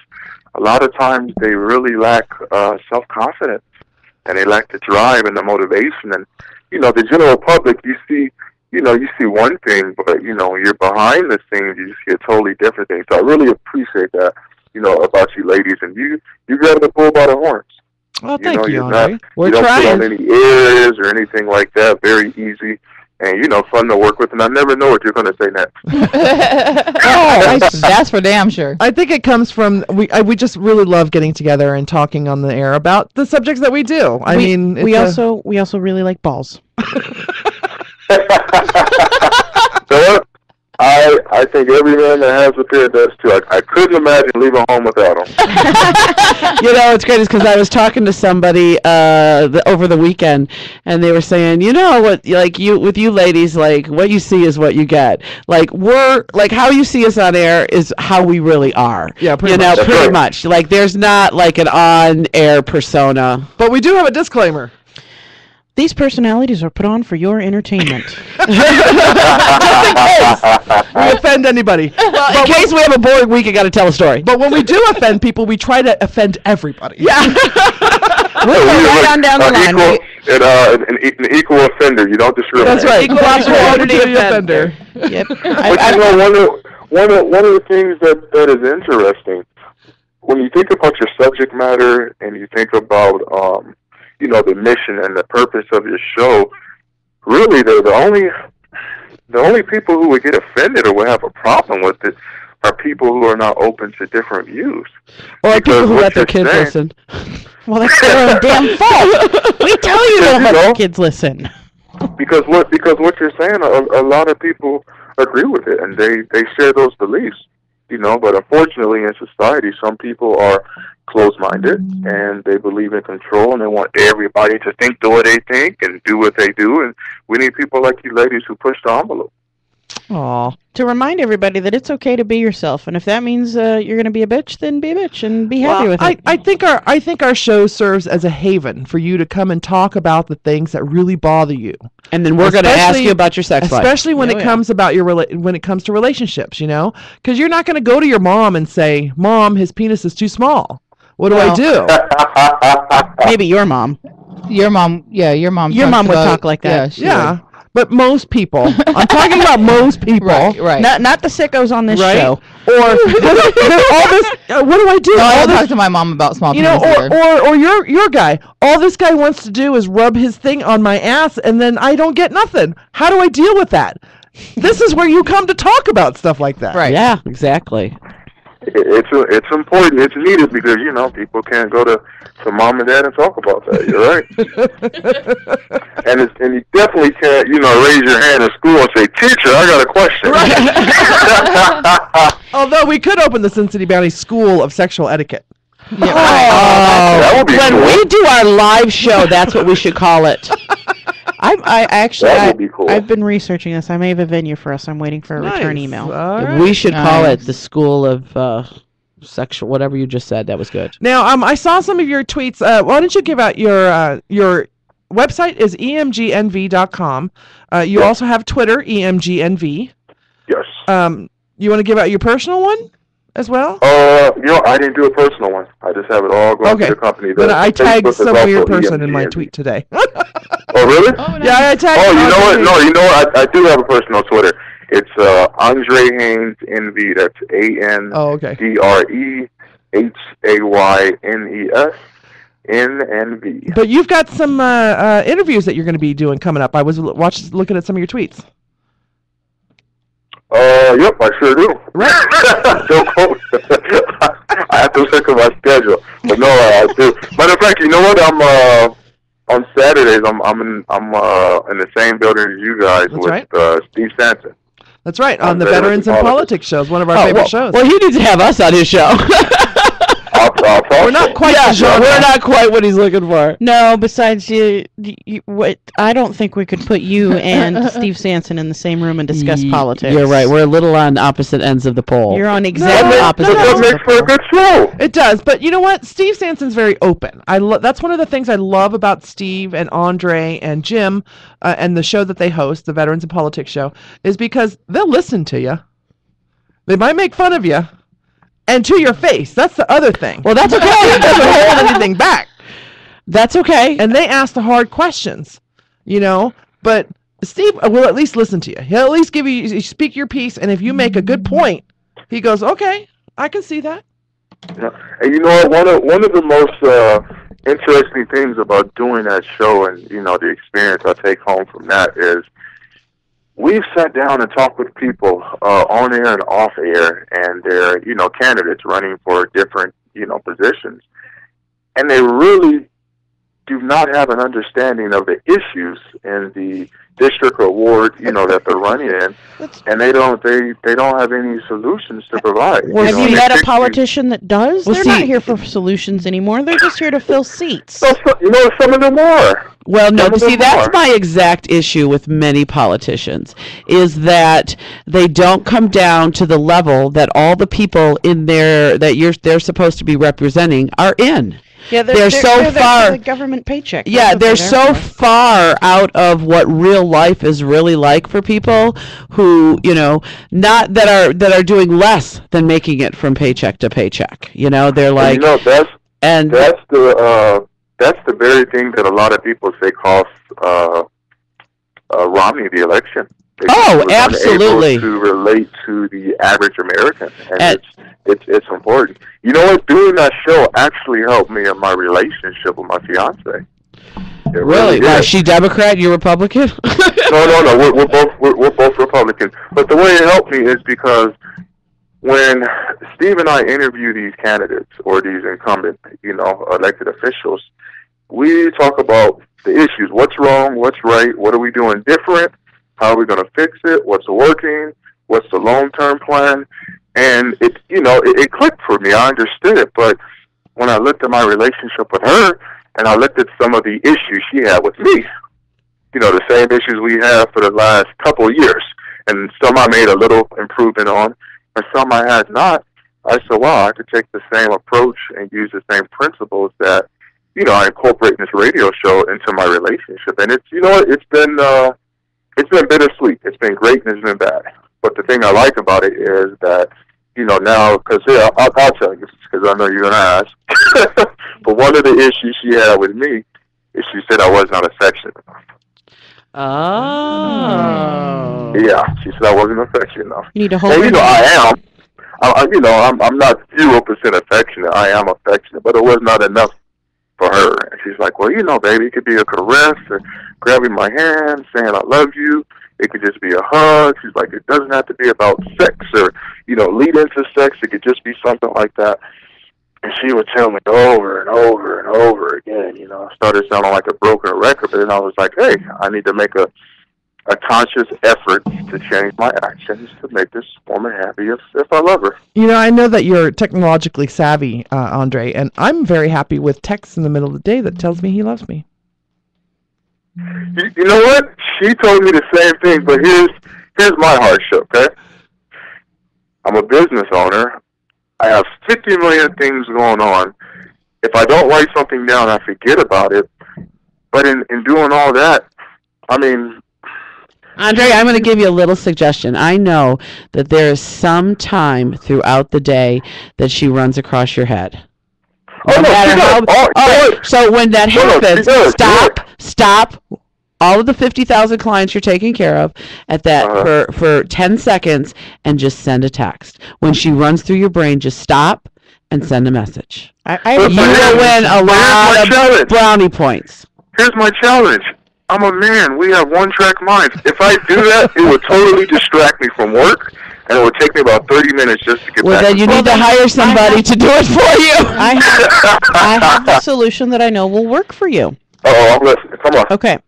So you go to the bathroom throughout the day, right? That's what I was going to say, too. You just take your phone in with you. I know I take mine in when I know I'm going to be in there a minute, and I've got to, entertain myself. And take that time when you're entertaining yourself and you're focused really on one thing, and that doesn't need all your attention. And hope she's not listening to Honey, this right now. This is what you have to go. Honey, I was just taking a pee and thought about you. Right. Now that'll only work if you're adept at texting with one hand. Because I know the other if you're squatting. Now if you're squatting. Or we can just bring it up. Guys do not use their hands. Huh? What? We don't use our hands when we urinate. We pull down the zipper or pull your pants down and you reach for the sky. Real men do not use their hands. My goodness. Wow. I'm joking. What happened? It just falls in there? What the hell is that? I was going to say, I guess I have guided. It's like a fireman hose. Yeah. You have to hold it down, don't you? Jesus. Well, you know what? Some guys like myself, we know how to control it. All right, can I watch that? Because I'm not sure I ever saw that. I don't understand. I don't get this. I thought you had to aim. That's if you cannot control it. It's a muscle. Well, and back to the subject then. Because you are in such control, while you're standing at the urinal, you will have no problem texting. Right. Yeah. But you're trying to aim. You got a target inside the urinal. Oh, you're such a man, Andre. An excuse for everything. Right. Is Silent Mike in there with you? No, he's not here. He's working. I was going to say, he knows what I'm talking about. But it don't matter. We're trying to get you brownie points with the woman. You know what? I'm going to do it. When you're taking that midday dump, whip your phone out and send your girlfriend a text message. Just thinking of you. If it's a dump, it can be a long message. That's right. It can be a conversation. A paragraph or two. You know what? I'm going to do it. You know how that works. We are the place to go for relationship advice. No, you know that. I know that. Andre, no, we're not. You know what? That's going in our book. When we write our book on relationships, how to make your girl happy, text her while you're taking a shit. That's how you can do it. Every time you poop, send your girlfriend a text message. And your brownie points. If he ever finds out. Brownie points. Brownie points. Now, I haven't run out of time yet, have I? No, not yet. No, you Okay, have all right, 4 minutes. Yeah, Lord, cool. Lord Rex, however, says you should not send her an Instagram. Okay, now here's a question I have for you ladies, and I know you're qualified to answer. Oh, Lord. In a relationship, okay, most times when there's an argument or a disagreement or somebody's airing their grievances, it's normally the woman saying what she does not like or what she's unhappy with. However, sometimes the man has as many issues with her behavior or lack thereof, if not more.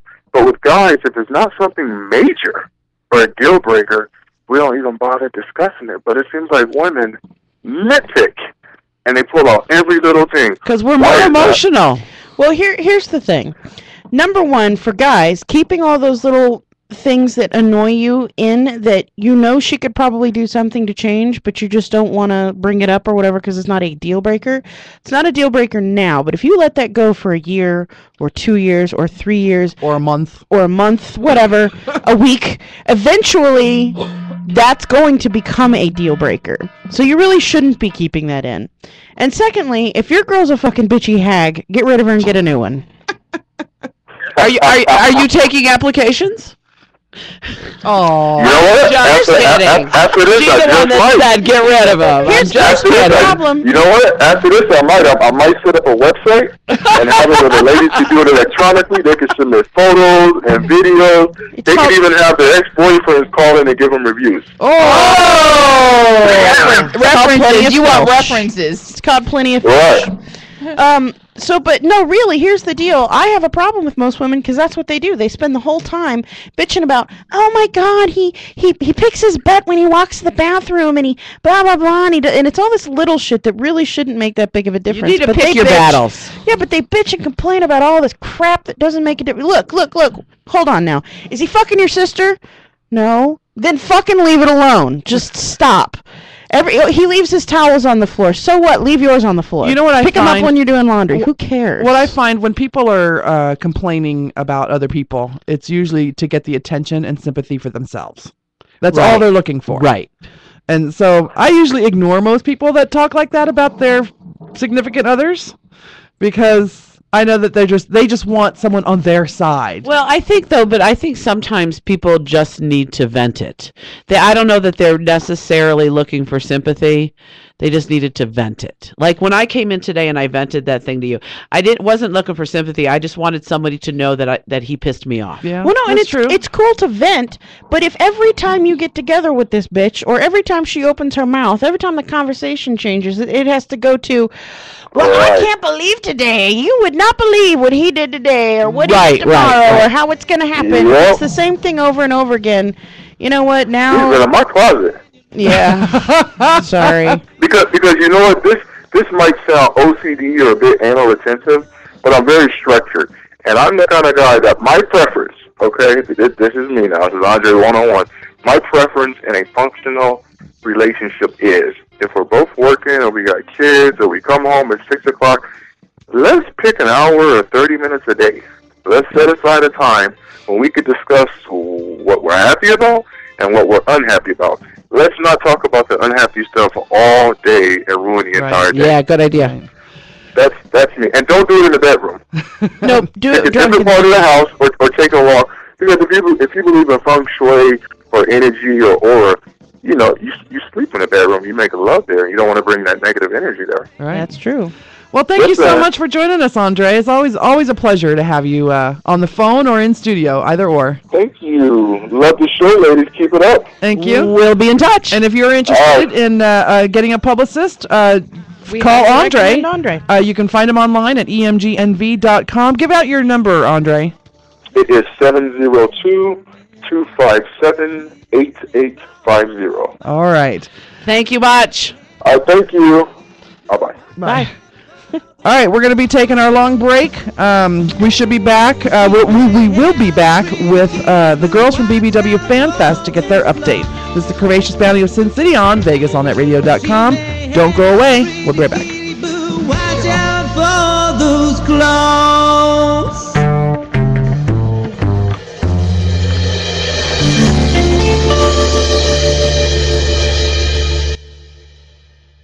Get connected to your audience with Endeavor Media Group. Find them online at emgnv.com. Embrace your endeavors and take it to the limit with Endeavor Media Group. Visit them online at emgnv.com. If you're looking to further your acting, modeling, or athletic career, contact Endeavor Media Group at emgnv.com. Endeavor Media Group is a sports and entertainment PR firm connecting its clients with audiences everywhere through movies, television, radio, publications, websites, mobile applications, and special events. Visit emgnv.com. EMG represents clients of all sizes and in a variety of industries. The firm works with companies, organizations, famous individuals, and political groups to advance their interests, manage communication-related matters, promote products and services, handle issues, and mitigate specific problems. Visit Endeavor Media Group online at emgnv.com.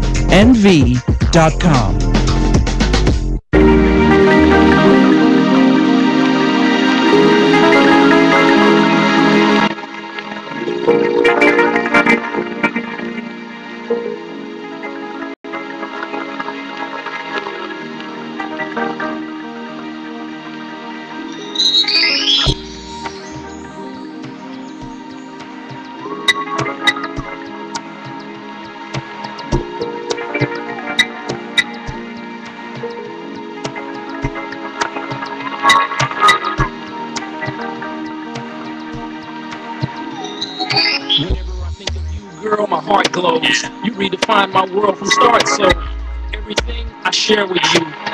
Bottom line, I care for you. Wherever you want to be, I'm there with you. Better believe I never embarrass you. Life minus you, unbearable. Perish the thought, it's terrible. But let's dismiss the negativity. Can't contain my bliss because you're so into me.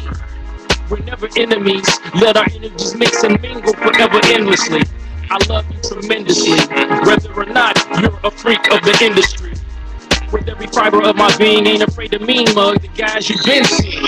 Once again on a tofu track, Doc Solar chimes in to show you that beats, rhymes, and everyday living all contributed to this gift that I'm giving. Or better yet, this gift I've been given. Ability to spit a bit different, sweet like vanilla chai tea, refreshing like Italian ice from Long Beach. Girl, stop the flow. Wish I met you long ago. So it's only logical that we do what makes you glow. Baby girl, don't stop the flow. Wish I met you long ago. So it's only logical that we do what makes you glow.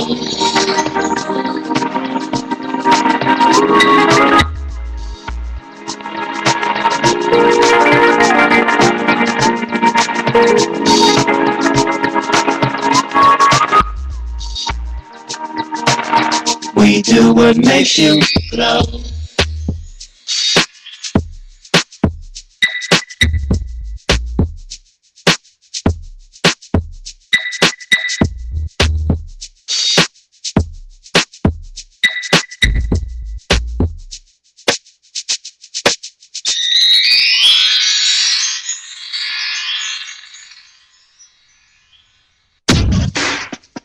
Hello, I'm Stephen Hollingsworth, and I've had so many jobs in my life. From cleaning toilets and emptying trash cans, to training and managing employees at multi-million-dollar companies. I've been an excellent employee with bad management, and a great manager with less than stellar employees. That's why I created a new show called All in a Day's Work, for employees and employers to meet in the middle and have frank discussions about how we can work together to make work better. Join me for All in a Day's Work, Saturday at 1 p.m. on VegasAllNetRadio.com. Remember, it's good to have a job, but it's better to have one you love. Hey you, This is Vince, here on the Talk with Vince show, where no subject is off the table. We'll explore the depths of your mind. Spirituality, we talk it. Enlightenment, we talk it. Politics, we talk that too. Ufology, you want it, you got it. Conspiracy facts, we're on it. Sex, we talk it. So join me every Saturday from 11 a.m. to 12 p.m. for Talk with Vince, here on VegasAllNetRadio.com. Talk that will blow your mind. This is Sierra from the Curvaceous Bounty of Sin City, urging you to adopt, not shop. There are hundreds of thousands of animals out there looking for homes, and you could be their next forever home. Visit your local animal shelter today to find your next family member. Join me for the Choice Radio Show on Fridays at 2 p.m. I'm Gwendolyn Smith, your host, who will guide you through the 1-hour experience. We will use the music of the Negro spirituals to remind us of our options in life. This music will guide us in coping with current emotional conditions. So meet me here at Vegas All Net Radio for an enlightening experience on Fridays from 2 to 3 p.m. You choose. This is Jim Jonas asking you to listen to Veterans in Politics. Veterans in Politics is a weekly broadcast internet talk show hosted by myself, Jim Jonas, and Steve Sanson, president of Veterans in Politics Incorporated, that airs every Saturday from 2 p.m. to 3 p.m. at www.vegasallnetradio.com. Veterans in Politics' sole purpose is to teach, educate, and inform veterans on issues and the candidates that will affect them. Too many politicians say they support veterans and their issues, but their actions tell a different story. Here at Veterans in Politics, we will expose these politicians by giving them a chance to come in and explain their actions to veterans so veterans can truly make informed decisions. Listen every Saturday to stay informed and hold politicians accountable for their votes.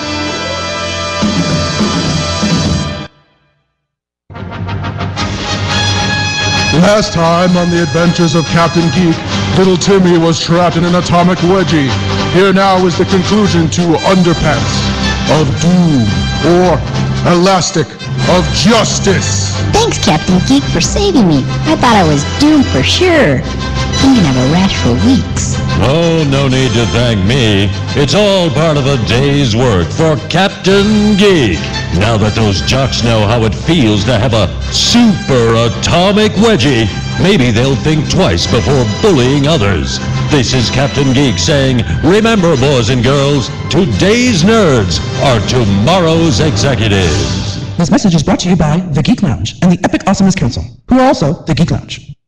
Saturday nights from 7 to 10, it's The Chill Zone with your host, Randy M.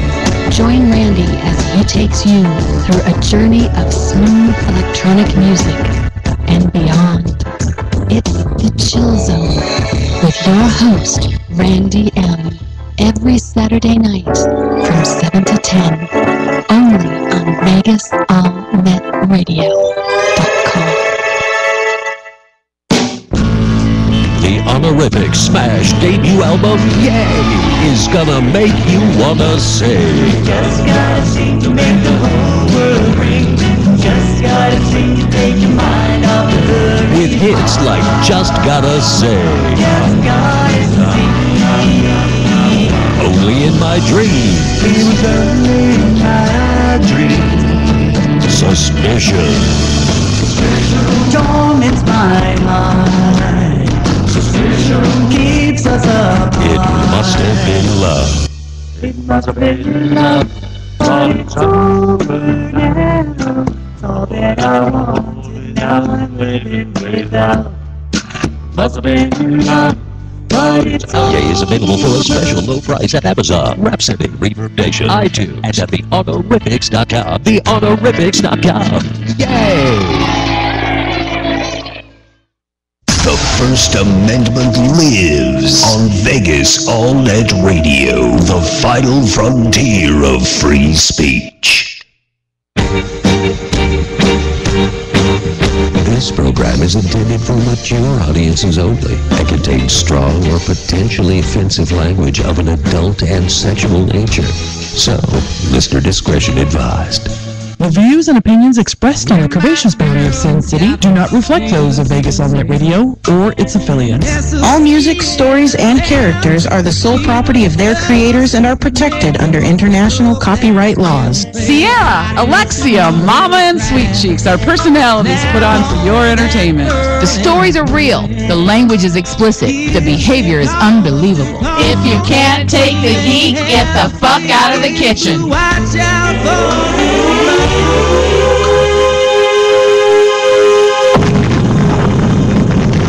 Welcome back to part 2 of the Curvaceous Bounty of Sin City. Find them on Facebook, follow them on Twitter, watch their archives on YouTube. Here we go with the show. Welcome back to the Curvaceous Bounty of Sin City on VegasOnLetRadio.com. Welcome to the second half of the season premiere of Season 4. We just got off the phone with Andre Haynes. We had Stu Bow on the phone earlier, and I'm waiting for the girls from BBW Fan Fest to call. We were talking about last hour the size of Mama's clit. It's amazing. And Wendy of Neverland said she pulls up to chair to listen to the conversation about clit size. Wendy, it's beautiful. I'm telling you. And then gorgeous clit. I also wanted to mention that we had a great tweet, if I can find it, during the break. It was Hasran. Anyway, he was watching The Walking Dead. He must be on the East Coast because he posted, The Walking Dead is over and Sin City Bounty starts. It's a great Sunday. Oh, that's good. I'll find his name and give him a shout out here in a minute. Yeah, we're pretty awesome. But we're a great follow-up to The Walking Dead, too, I think. Are we? I think so. Yeah, you get all the death and dismemberment and the choice, the decisions you have to make to kill people or not kill people, or, you know, how to eat, how to survive. And then we talk sex. And then you come right on over to 4 fat chicks talking about Mama's clit. And we'll get back to Mama's clit right after we talk to the girls from BBW Fan Fest. We got Platinum and Desiree on the phone. Hey, ladies. It's just Platinum. Oh, just Platinum. Did Desiree party tonight? Now, we saw you ladies last night. We partied out. Yeah, welcome to my world. I don't know how you guys do it. I'm too old for this. Imagine how I feel. Oh, Lord. Yeah, I'm glad I got a room at the hotel. Yeah, me too, girl. That was my saving grace last night. Yes, you were our neighbor. Did you hear anything like loud or screaming or anything last night? Just asking. No, Okay, I good. did not. I wish I could So tell. So that's good. So that means there's good insulation in those rooms. That's nice. Yeah. Just saying. I don't know who would be screaming or anything, but Well, you know. sounds don't escape, but smells do. Sometimes you can walk down a hallway and you'd be like, oh, somebody hit the wacky tobacco this afternoon. Oh, that's in every building during bash time. Yeah. Every building during bash time. It was good times, though. I mean, it was a pretty good turnout, and the people that were there, I mean, there were some things that unfolded that happen when people drink too much, but aside from that, you know, we had a blast, so hoorah! So what's our Fan Fest update, girlfriend? Fan Fest update. Well, we've got a couple of little things that we're working on, and right now we'd like to focus on getting more models on the website, which we can add them as soon as they either purchase a booth or an award show ticket, which basically just shows your commitment to coming to the show, because obviously the people that buy tickets are buying based on the models that'll be there. So we're amping up the models, and we got a bunch coming out. And that's really where we're at, promoting. We've got some events that we're going to go to in the next few months. And are you going to be on the road? Working on. No, local events. Oh, that's great. Maybe a couple events elsewhere, but not too many.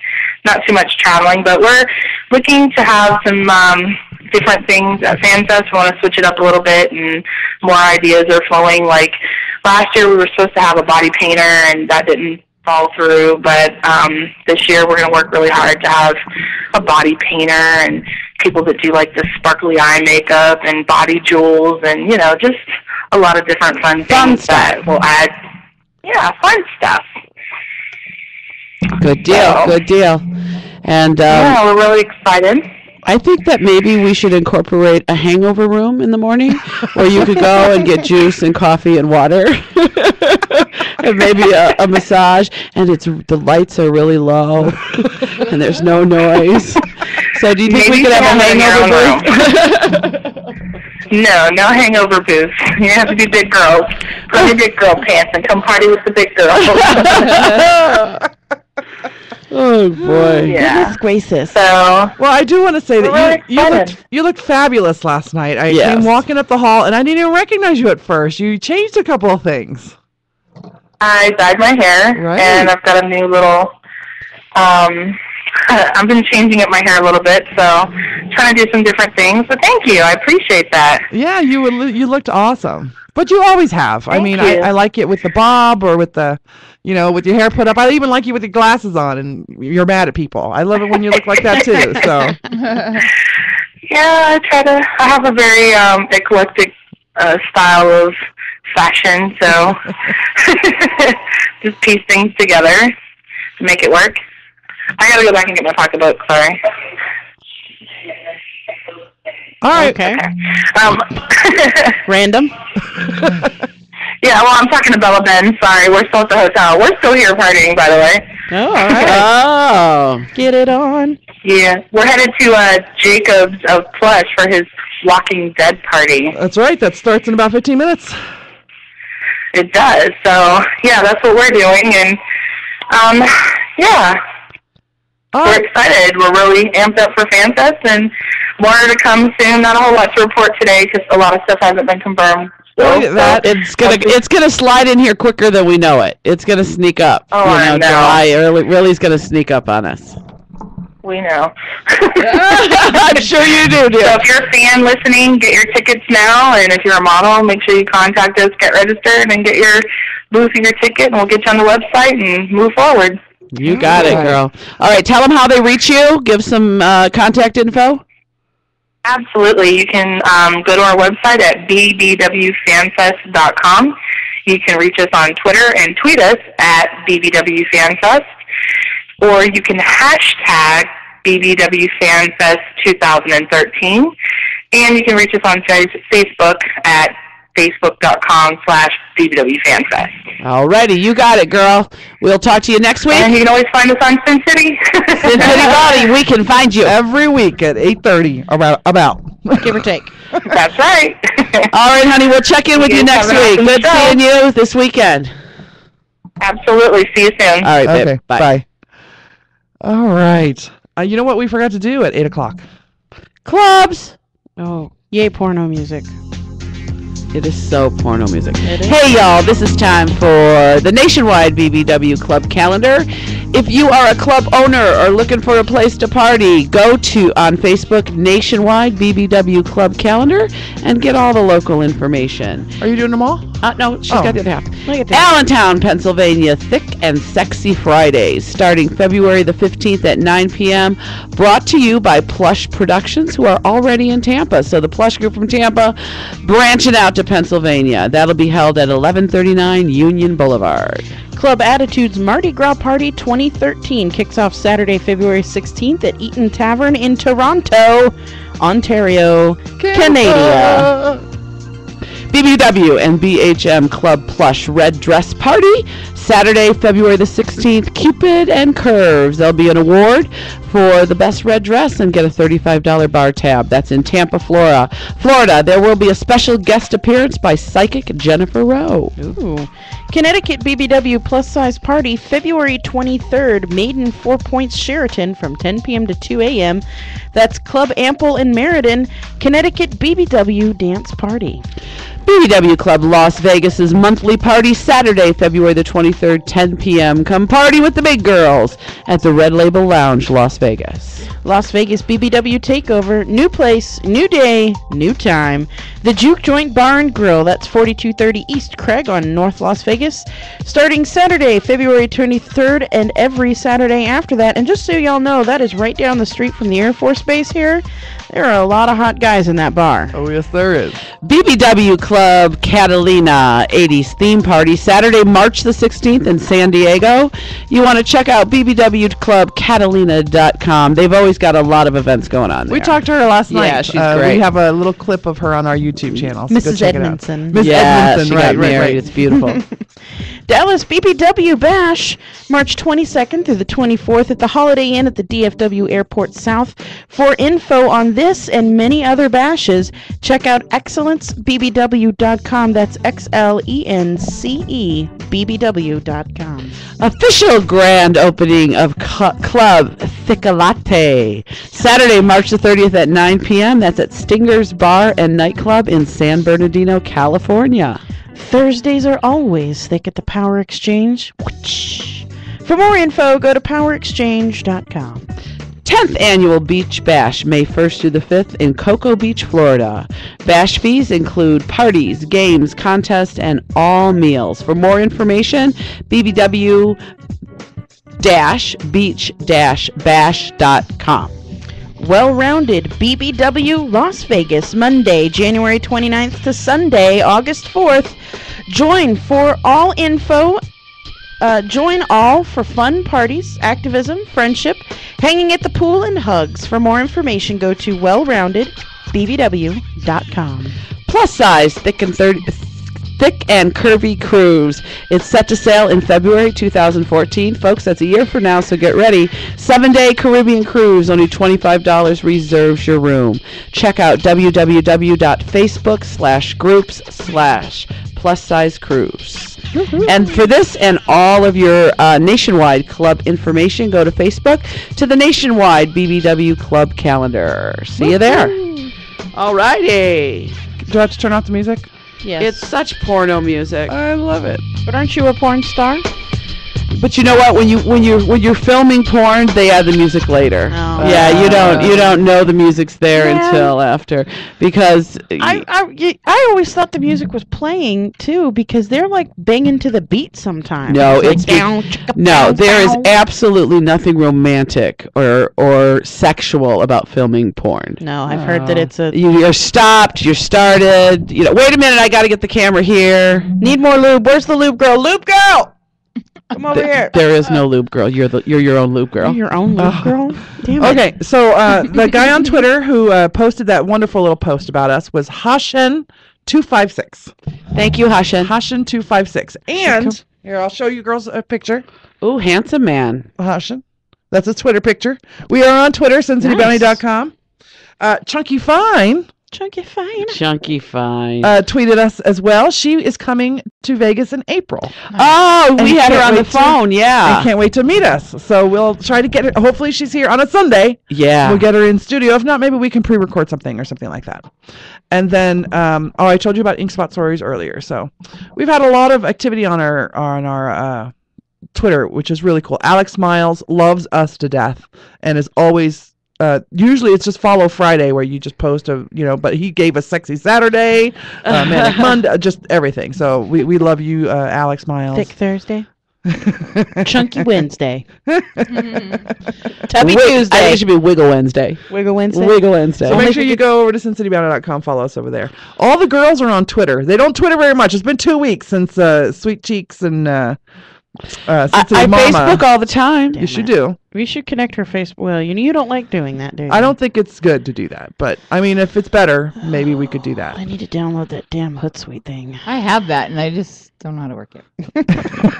I don't know how to work nothing. I don't know. Anyway, Sweet Cheeks is Sweet Cheeks LV on Twitter. Mama is Sin City Mama 1 on Twitter, and Sierra is Sierra McInnes, MCINNES. On Twitter. And I, of course, am Alexia Z, ELEXIAZ. So, but Sin City Bounty is our main account, so you can follow that one. And that's where we post everything. I am in love with a Google Facts tweeter. Whoever tweets for Google Facts is awesome. It's probably not a person. They probably have some sort of enormous aggregate. I mean, it's Google, so it's God. He could have any one of his minions fucking posting for him. Stop it! I thought you were whistling. I I didn't do it. Don't fuck with the goddamn microphone. All right, who's got a ketchup now? We did not get a ketchup. Are you done, Mama, with your ketchup, or you got one? She's still Oh, going. okay. And I also wanted to mention, he's gone. We had a new listener on Ustream, but I don't think he joined the chat at all. No. And now he's gone. But we do have Lord Rex. Yay, Lord Rex. Has joined us, and Ramtex Prep has joined us. Yeah, and it's that time. She's reminding us it's time to get our taxes. Yeah, I gotta make my appointment. She's one of the best tax preparers in the city, though. So if you want someone who's really good, who knows how to do taxes, and I think she can do them. You can mail her. I think you could mail them in. You don't even have to be in town. You just send her a box. Fix this. A little Hershey's kiss on the top. She's burning the midnight oil. She is working while she listens to us. It's tax time. She's that's, busy. Yeah, that's normal, though. People love to listen to us while they're working for some reason. Yeah. I can just hear the guffaws coming from cubicles all over the country. Oh, Lord. The worst and the best. And the first is out of back east, we have a guy who operates a wrecking crane. Yeah, that's for a living. That's our Detroit. Yeah.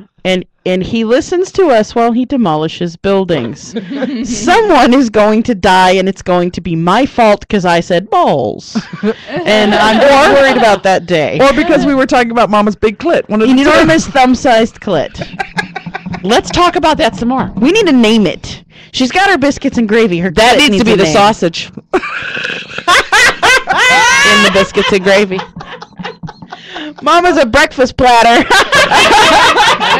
The breakfast buffet. Right there. Oh, that's awesome. Where do you get the fresh fruit from?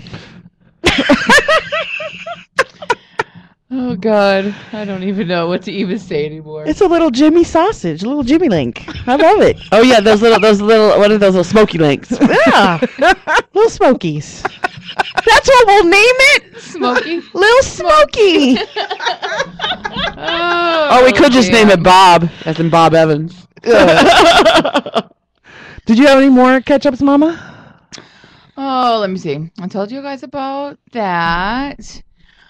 Little Smoky. You know, so you guys know that DJ is doing this like hormone therapy thing. Yes. Yes, and he's leaving bruises on your arms. Yeah.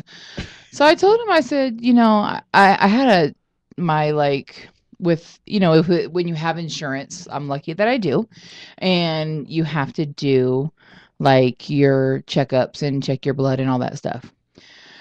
So I told him one day he was getting on my fucking nerves. And I just picture Mama in my head. Yeah. You're getting on my fucking nerves. I can see either it. threw something at him or hit him while she said it. I told him because he's getting on my nerves because he's following me around with, a built-in, jacket hanger hook all the time. Every time the wind blows. But I told him, I said, I got you. I'm going to the doctor, right? So, yeah. Well, I'm going to ask the doctor for whatever the equivalent is to whatever the fuck that you're taking for girls. And then I'm going to fuck you till it falls off. And then you'll leave me the fuck alone. No, he won't. No, Then he'll go get be holding it. No, he'll be holding it in his hands to try to fuck you. Yeah. So He'll have it stuffed and mounted. So he was like, no, he doesn't do, he barely does Facebook and, he's texted, whatever. He doesn't do any of the other extra stuff other than edit porn videos. You're welcome, by the way. Yeah. Thanks. He's like, tweet that. You need to tweet that, whatever you said. I was like, the fuck do you know about tweeting? I'm like, I'm barely learning learn how to do Twitter.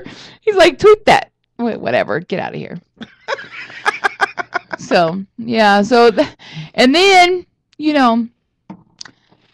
I told this person that I was going to tell it on the show, and I was going to leave the names out because I heard something, and then I walked around for about a week or so, and I don't know if it like puzzled me if the person that said what they said, if it was like, is this real? Are you serious?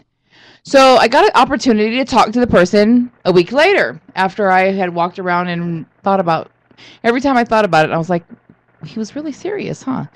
So Anyway, what happened was we were at the club, and somebody walked up to somebody that I know and said that they had a fascination for armpits. Okay. Wait, like fucking armpits? No, like, can I like smell how it smells. Can I smell your armpits? I have a fascination for armpits. Wow. Fascination or fetish? I don't know what the exact wording was. Maybe it's a fascination that he doesn't know. As you get to know people, they have a tendency to feel more comfortable around you. And I have another story about feeling comfortable around somebody, and I feel bad. But anyway, and I walked around, and so I got an opportunity to talk to this person again. I was like, so I have to ask because this has been bothering me now. Were you joking? And the person looked at me and said, no. I don't know why. I don't know why, but I do. They like to smell armpits? And I said, is that it? The smell of armpits. And I said, yeah, I think more women armpits, not like manly armpits. Right. Yeah. So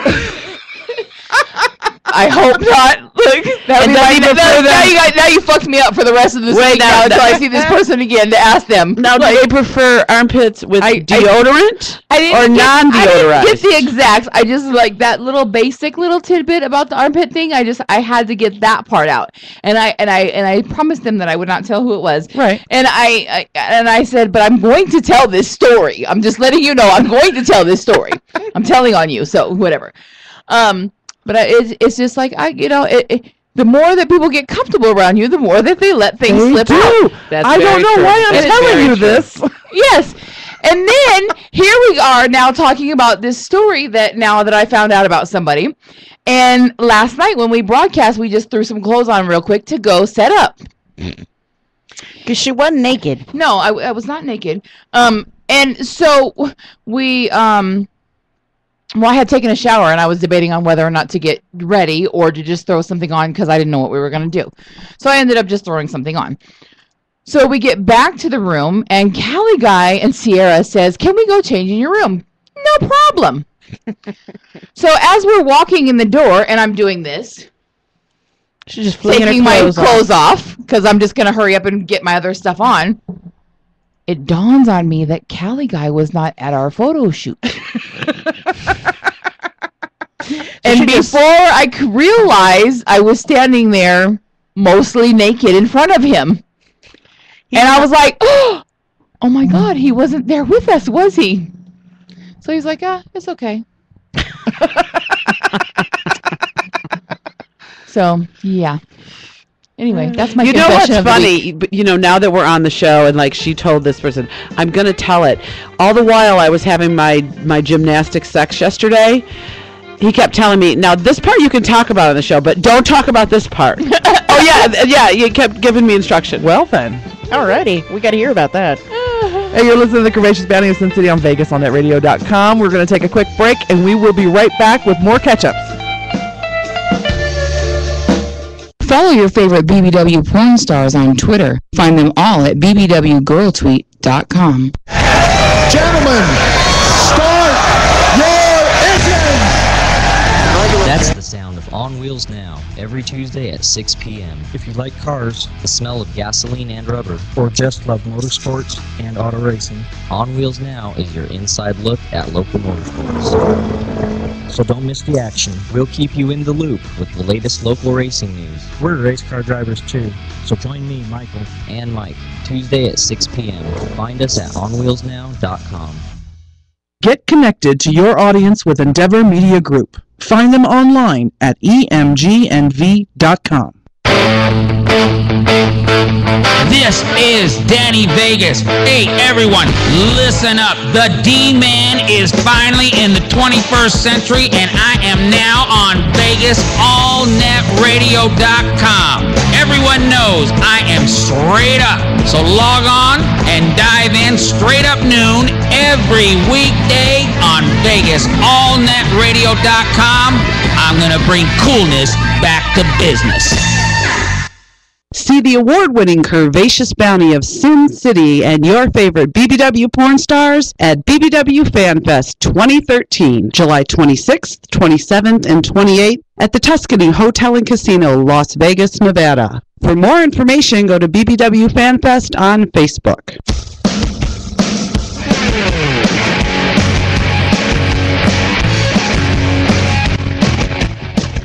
Welcome back to the award-winning Curvaceous Bounty of Sin City on Vegas, allnetradio.com. We're going into our final hour of our season 4 premiere. Woohoo!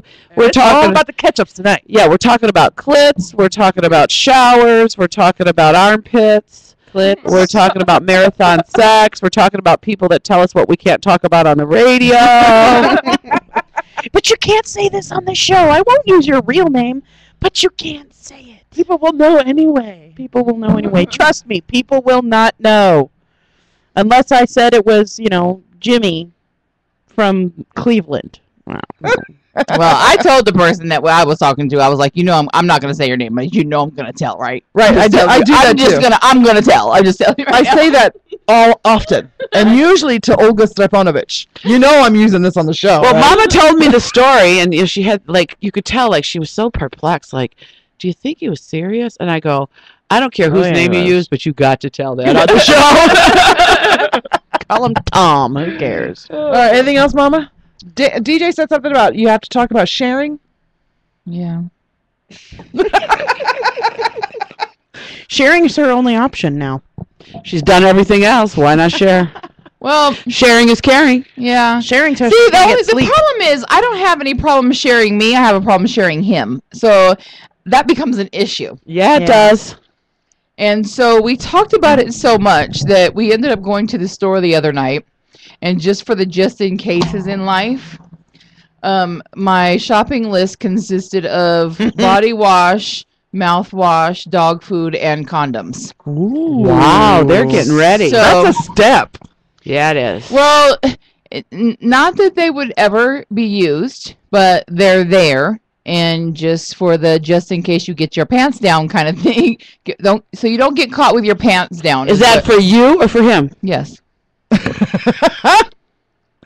Now, have you guys? I know that you have you considered going to something like the Red Rooster or the Power Exchange and trying something there with complete strangers? It's harder with strangers, I think. Well, just to see how you feel about other women touching him, or at the Red Rooster probably be better for something like that. At this point, and they'll all be old. At this point, we just talked about it and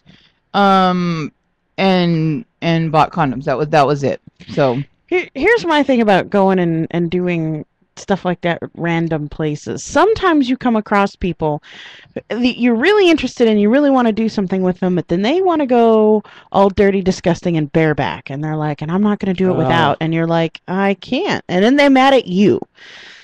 And be mad at me. Well, I'll announce it to the world. Don't fuck that man if you want to wear a condom. Just saying. And then there's another issue because when a lot of times during some of my surgeries and stuff that I've had, when they put the dressing on, the tape that they put on me sets me on fire. You're allergic to it. So The latex. I'm not sure. You may have a latex allergy. So you try it out with your husband. Well, I'm going to tell you something. Right, that's what we're gonna do, because he was like, you'd be better off for me to know and say no, it's bothering me, it's hurting, because when I had the last time I gave blood, where they put the tape, is I had a huge somebody socked me in my arm just from that little bit of tape right there. I'll tell you an interesting story. Not the latex. Right. But I'll tell you an interesting story. When my ex-husband and I started swinging, he was concerned about performance anxiety. So, and the whole condom thing, because of course we never used a condom. So we actually practiced for a while to make sure he could maintain an erection with a condom on. So you may have to practice, Mama. Yeah, well, I want to know, and I'm very afraid. Because that's a place That would you be can't fucked up. scratch or put some zip. Why don't you just open one and rub it on your arm I don't know. and Put it see on what like a happens? glove. I'm scared. She said it's a place you can't scratch. I can just see her at work with her fingers. I would argue with her. She actually could scratch that with those nails. But she didn't. I say open a condom, rub it on your arm, and see what happens. Yeah. Or the inside of your leg or something. Yeah, it could be the lube. that does it. The spermicide. The spermicide that's on it, or it could be the glue from the tape is what caused it. But yeah, most people there are. I get aggravated with it. Like it's not really bad, but I know I know I fucked with a condom. Well, there's always a difference. sheepskin. I mean, they still do make sheepskin condoms, so they're just not as safe. Right.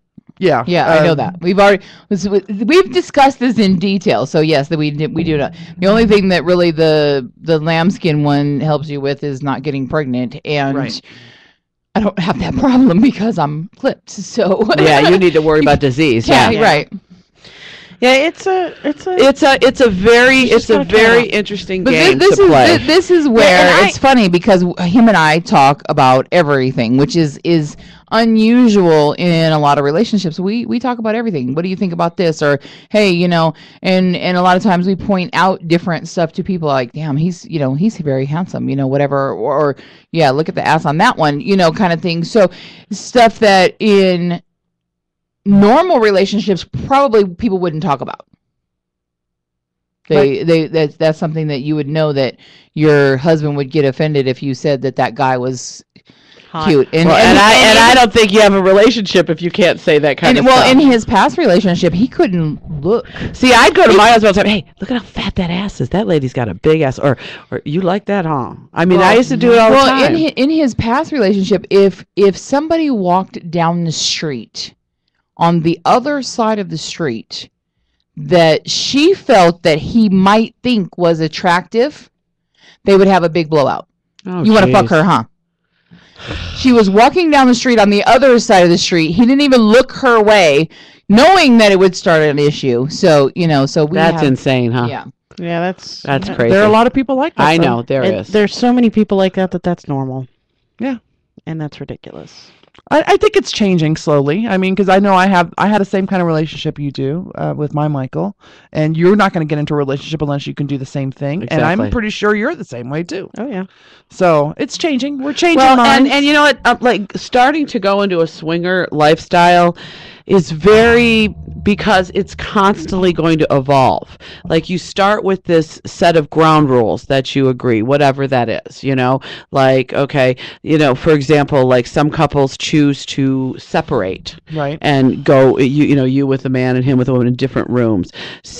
My ex-husband particularly liked to watch me get it. So we would, it was our agreement that we stayed in the same room, and, of course, always a condom with somebody else and never in our own bedroom. And, so you set the ground rules, but because it's new and you don't know how you're going to react to different situations, it's a constantly evolving. Yeah. The rules constantly change. And it's not easy. It's not easy to find that spot for you both to have, like, to do. The reason you do it is to both have a good time and, kind of broaden your sexual horizons. But if it causes more headache because you can't find the comfort zone to make that happen, then it's not really worth it. And you've got to be able to, you both have to be, as partners, able to talk about not only the stuff that you enjoyed, but the stuff that you cannot deal with. Right.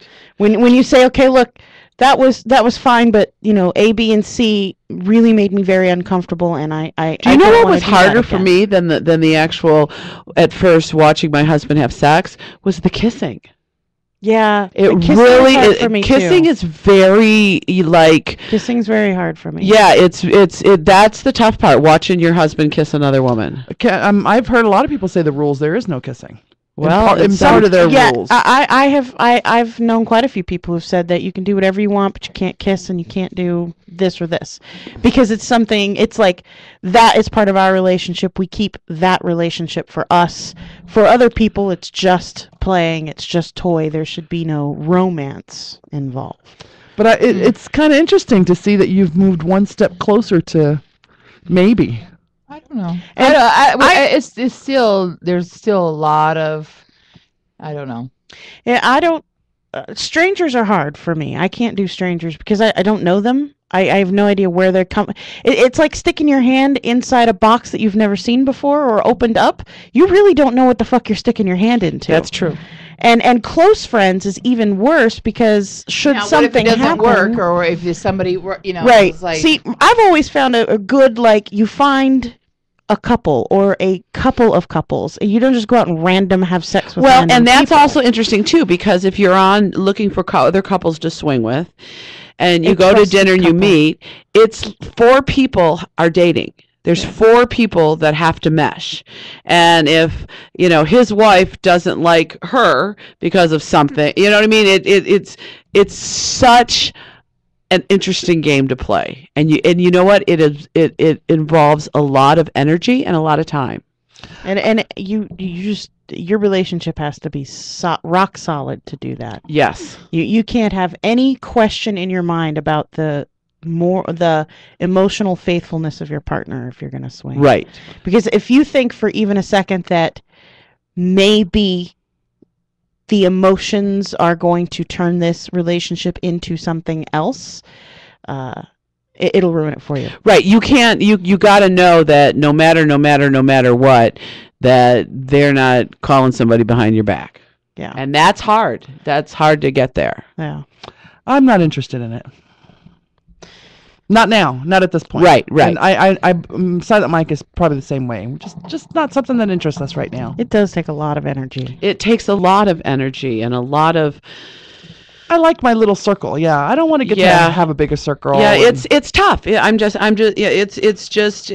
it's a whole new dynamic to your relationship. When I was single and dating, I didn't like the energy that I had to spend on meeting somebody and getting coffee. And That's getting just what to it know is. them. It's No coffee. No coffee. Because It's coffee means meeting, and like I marriage. said, you got to have 4 people that. No, coffee means I want you to be my baby daddy. That's what Right, coffee that's what means. coffee Yeah, four people have to mesh, and it's hard. Yeah. It's Yeah, hard. there's a lot of complications to it.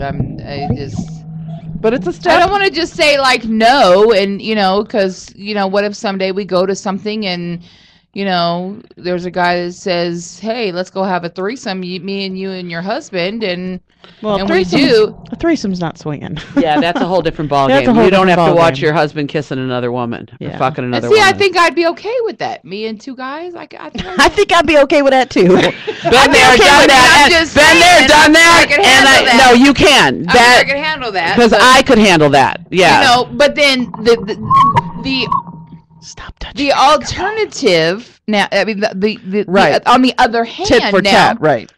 is the tit for tat. Now, I need to share him, or he needs a, if I'm saying this is what I'm thinking about, well, then in all fairness, he has to say this is what he's thinking about. Maybe what you should start with, instead of just jumping right into swinging. No, and nobody parties said and we were stuff. swinging. We were just saying about doing options, or if we were gonna go do somebody else. It wasn't necessarily in the swinging thing. It was just I've suggested that they have sex in the, like you guys have sex in the room where somebody else is having sex. So we need to go to like the power exchange, Power like couples exchange. room. Yeah, Yeah, the couples room's the that's a best, good I think. way to start, feeling comfortable with that whole thing.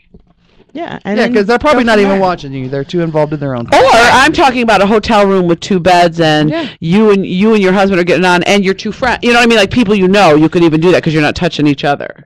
Sweet Cheeks just wants to be in the same room with you naked. That's all she's trying to get There happen. already was. Like, essentially. No, I'm just saying that is a good way to start, and that's kind of how. Yeah, baby steps, man. Baby steps. You'll never know. Talking is great. Talking is fabulous. But until you dip your toe into you could talk about how pretty the pool is all day long, but you'll never know if you're going to actually get in it till you put a toe in. Yeah, you put a toe and you go, no, this is not going to work. Yeah. Right. Well, on the other hand, if you look at, last year and the difference that I've made, I don't know what to say about that. You've evolved quite a bit in the last year since we've known you. You've come out of your shell more. I think that it's because you are so much more confident with yourself that you're even exploring this option. I think it's great. To each his own. Yeah, I was raised on the moral belief that you've got to try something twice before you decide you don't like it. Well, I mean, I don't know. You can't say you don't like broccoli if you've never fucking eaten broccoli. Right. Twice. You're right. At least. Twice. At least twice. No, we talk about everything, and it's just, different things. Well, and you have to look at this too. It doesn't mean it just like him and I talked about it. Yes, they're there. yes, they're in the drawer for the just in cases in life. You never know. Hey, what if we bring a guy home and say, let's have a threesome, and we have everything already ready right there. We don't want to say, oh my God, we ruined the moment. Now we have to go to the store. We have to do this or we have to do that. Now they could sit in there for the next 3 years or whatever, however long until they expire. But, and we never do nothing with them. And just because they're there doesn't mean we have to do something with it. Or you need to make a penis-shaped ice for your punch bowl. There you go. Well, and I'll tell you another thing. You have to really look and say, okay, if we do this, whether we like it or we don't like it, am I going to view this person differently? Is tomorrow when I wake up, I'm going to feel different? Either of you. And that's really something else you have to decide. You know, we're in the moment and we're in the heat of the moment. But are we going to look at each other tomorrow morning and go, what the fuck did we do? You know, we had something special, and, you know, and I'm not saying that you shouldn't either way. I think with him and I, though, because we've been together 12 years. Right. So I think because of the fact that before we would ever even do anything, I think that it would be discussed thoroughly. It would be, you know, it wouldn't be like, okay, let's do it. You know, right. we are in a talking stage of what we might consider, or maybe, or whatever the case may be. It doesn't mean that necessarily that's going to happen right now. Right. And then again, there's always tomorrow, and there might be some cute guy that I want to bring home. So you never know. Just saying. Anyway, all right, are you done with your DJ? Let me shut up now, huh? DJ, she did mention we have been talking about if she were to have an extra girl in there. So we have been talking about whether she knows that she can't do one without the other. So yeah, that's my thing, right? That's my part. I'm like, would I be able to share and have a threesome, me and him and another guy? That part I'm okay with. Am I okay with having to share him with another woman? I'm not so sure about that. But would it be easier if you were getting it on with a good-looking man at the same time he was getting it on with a woman? If, in other words, not a threesome but a full swap, would that make, because you would be getting yours rather than just seeing him with somebody else? Well, it all depends. What is the reason why you think you would be uncomfortable with him with a woman? If you trust him implicitly and know that he loves you, and he's not going anywhere, yeah, right? I mean, would it turn you on to see him with another woman? I don't know. That's the biggest question. So let him kiss somebody and see how you feel. Why does their kissing need to be involved? I don't. That's the hardest part. I'm sorry, but I'm not fucking anybody I can't kiss, because then I feel like a dirty whore and sent home. I'm just saying. But that's I don't know that that's realistic in the swinging world. The whole thing. I think the whole thing. The whole thing about swinging or threesomes. It's about the sex. Yeah. It's not about the relationship. No, so you're right. No problem not kissing you. Right. Just kiss there, down there. Kiss that part. Well, and I got to inspect your face before you go putting it anywhere near my private parts. Well, there's always that too. So. Oh yeah. I'm sorry, but you got a big old crusty thing on your lip. And like, why you guys are all sitting here talking, that is all shit that is going through my head. Yes, him and I talk about every fucking thing. Right. So none of the avenues that we have not talked about. So, you know. Yes. Just keep us updated. Yeah. Hey, you know what? If you want to go, she don't need to, because DJ will make sure he tells us. Right. Well, I know. Or at least hints at it. Yeah. Right. Mama's got to talk about. Mama's got to talk about. Right. So, you know, I don't have a problem having sex in a room with other people. Me either. I love it. I actually do. I like to have sex in the room with other people. No. I did before then too. No. If you're in the other room, it's okay. That's hot. That's a turn on. I distinctly in the same room together. I distinctly remember a point of time when my face was buried in another girl's snatch, and some dude was banging me from behind, and you were bent over the side of the same bed with Super Dave plowing the shit out of you. That's right. No. That was the orgy. That was a whole different world. We had 2 orgies. And that was the one, and then there was the one with the creepy dude in the corner.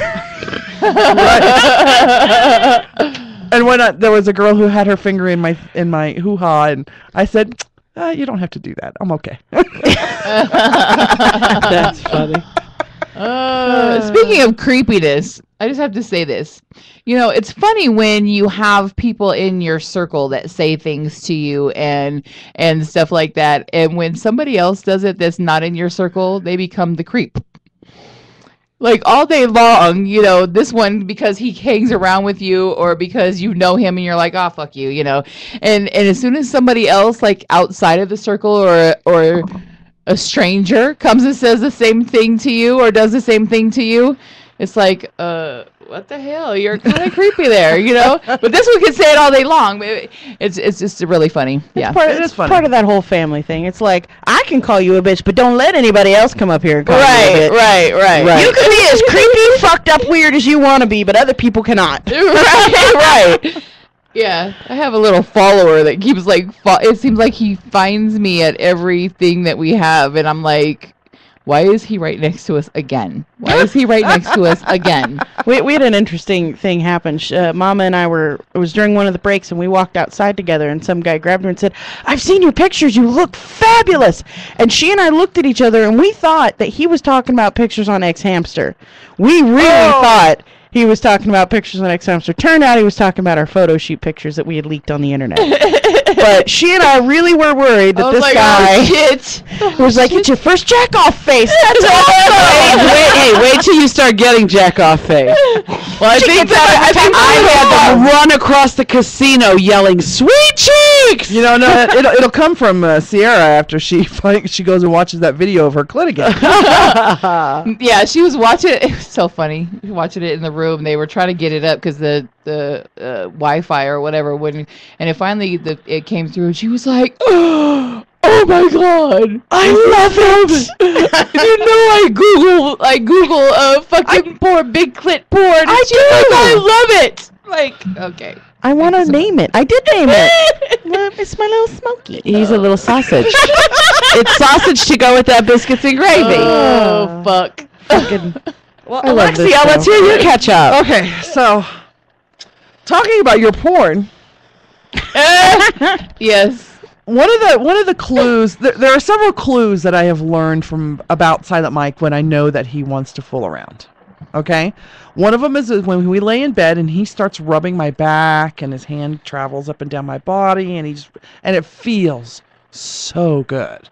Right? It's like a rub down. Yet you don't want to stop to have sex. Massage keep rubbing you. Massage always gets you. It will put me to sleep too. And sometimes he'll do it just to put me to sleep, but that's usually right in the center of my back. I've learned the difference. Okay. When the hand travels onto the hips and down the leg a little bit and then comes back up, I know he's horny. Another clue is when he wants to kiss. He loves to kiss, and it turns him on like crazy. So when he's kissing and he gets all hot and heavy and wants to just suck me in, I know he's horny. The third thing is when he watches porn in the living room. That's a good indicator. Naked on the couch, by the way. Right. He's usually naked around the house. And so I look over and I'm doing my thing and I'm working on the website and stuff. And I look over and I go, do you want to fool around tonight? And he goes, yeah, we can do that.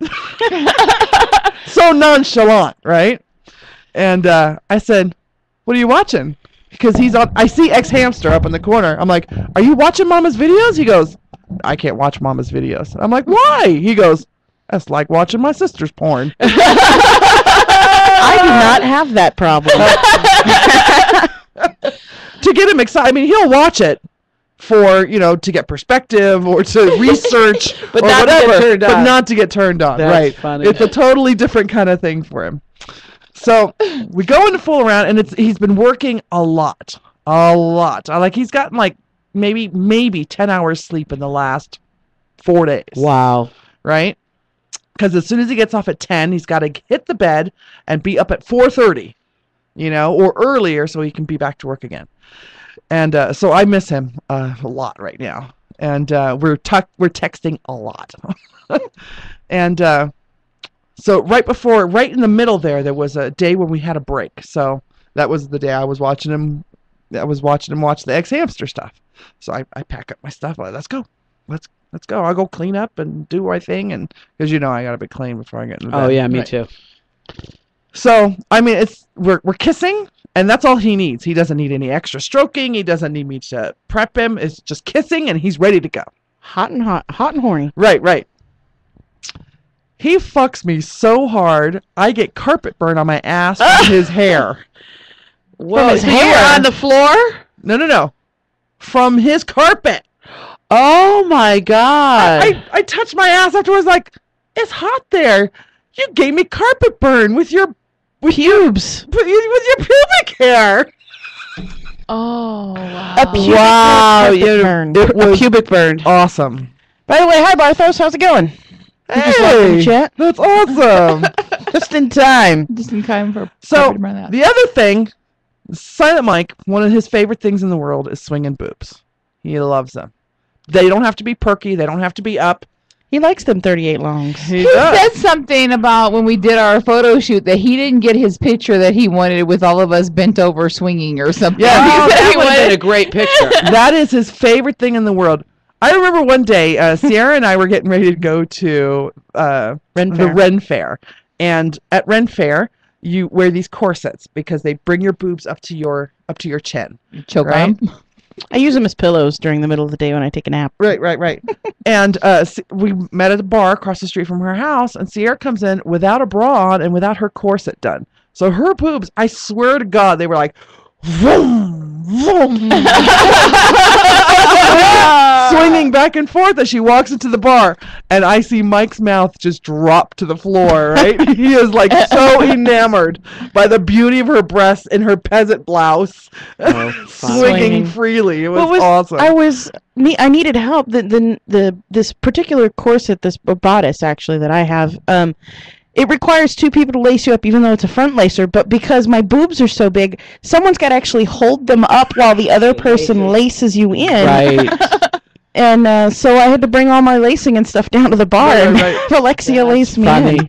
That was actually a good time. The whole bar watched. So go to that. I want to dress like that. Then let's make it a point to go this year. I want to do that. You can dress in a corset anytime. You don't have to go to the Ren Fair. Let's get some pink underdress things and go as the curvaceous bounty of medieval times. I want to put SinCityBounty.com on Sierra's booty shorts. On my little booty shorts? Oh, yeah, those are cute. Put SinCityBounty.com on your butt. I got a lot of compliment on my legs last night. You got a lot of compliments on your booty shorts, too. Mostly that they didn't think you had anything on. Yeah, Kathy from Club Catalina said, well, the first time you walked by me, I didn't think you had any pants on. They are kind of small. So one of the things, because of the swinging booby things, one of the things that I like to do for Silent Mike is whenever I can, get my boobies swinging. So if I'm on top, I like to swing him in his face, or if I'm doing doggy style, I make sure I get up on my arms so that my boobies can swing, and I always position myself so he can see it in the mirror or whatever. Right. I do whatever I can to make him happy. And we have a favorite position where my boobs can't swing freely. I'm like on my side, and he's straddling, and it's a great position. So you tie a string to your nipple and just kind of dangle. Well, remind me, I need to ask you girls about a position, but go ahead. So this is the booby puppet part, where booby puppet. Right. So my one boob is smushed underneath me, and the other one's free to fly to do what its thing, but it can only go in like one direction, up and down. Okay. Like So I had to show you. My arm gets trapped underneath me sometimes because when he's ready, and there's no repositioning, right? But my arm was trapped in such a way that I could grab my boob underneath, and so I just swung it a little extra for him, just as a puppet, so it would swing some more. And then she bounced her titty for him. I did. I bounced my titties for him, and he goes, "Boy, your boobs are really swinging tonight." And I said, "I know." Breast puppetry. Awesome. That's funny. And there was something else. I can't remember what it is now. Do you remember? No, you I said told there was me. 3 things that I can't remember. Have you girls ever done the frog? No, but we'll talk about it when we come back. It's time for a break. Okay. Yeah, it is. Take us out, Mama. You're listening to the Curvaceous Bounty of Sin City on Vegas AllNet Radio. We'll be right back.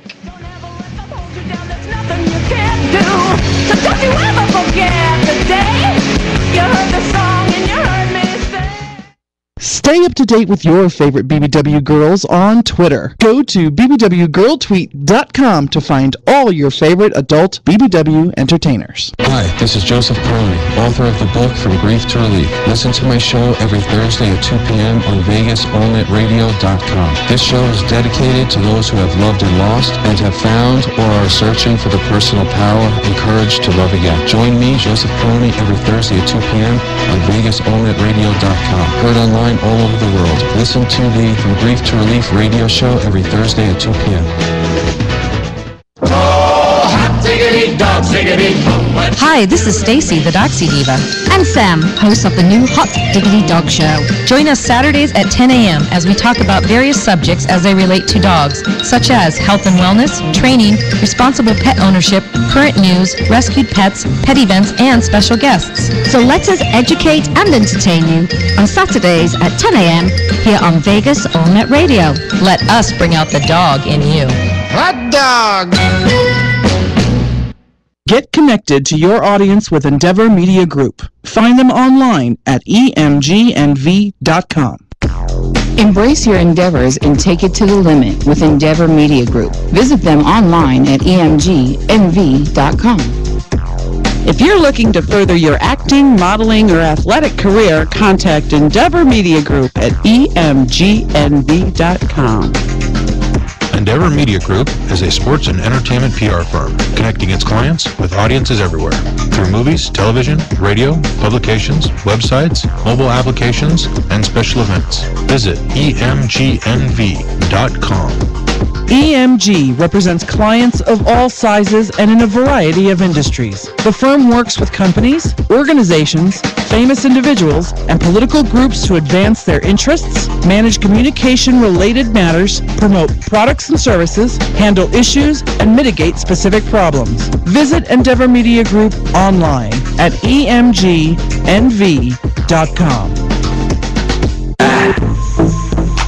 She got me in this room thinking I feel like shit. Now I'm barely breathing. I know I fucked up. Got caught cheating. Welcome back to the curvaceous bounty of Sin City on VegasAllNetRadio.com, the final frontier of free speech. We are talking about sexual positions.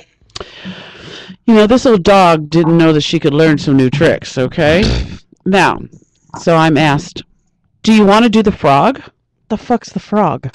That was exactly what I said. You don't even say the what in front of it. It's just the fuck's the frog. Okay, so here's the frog, guys.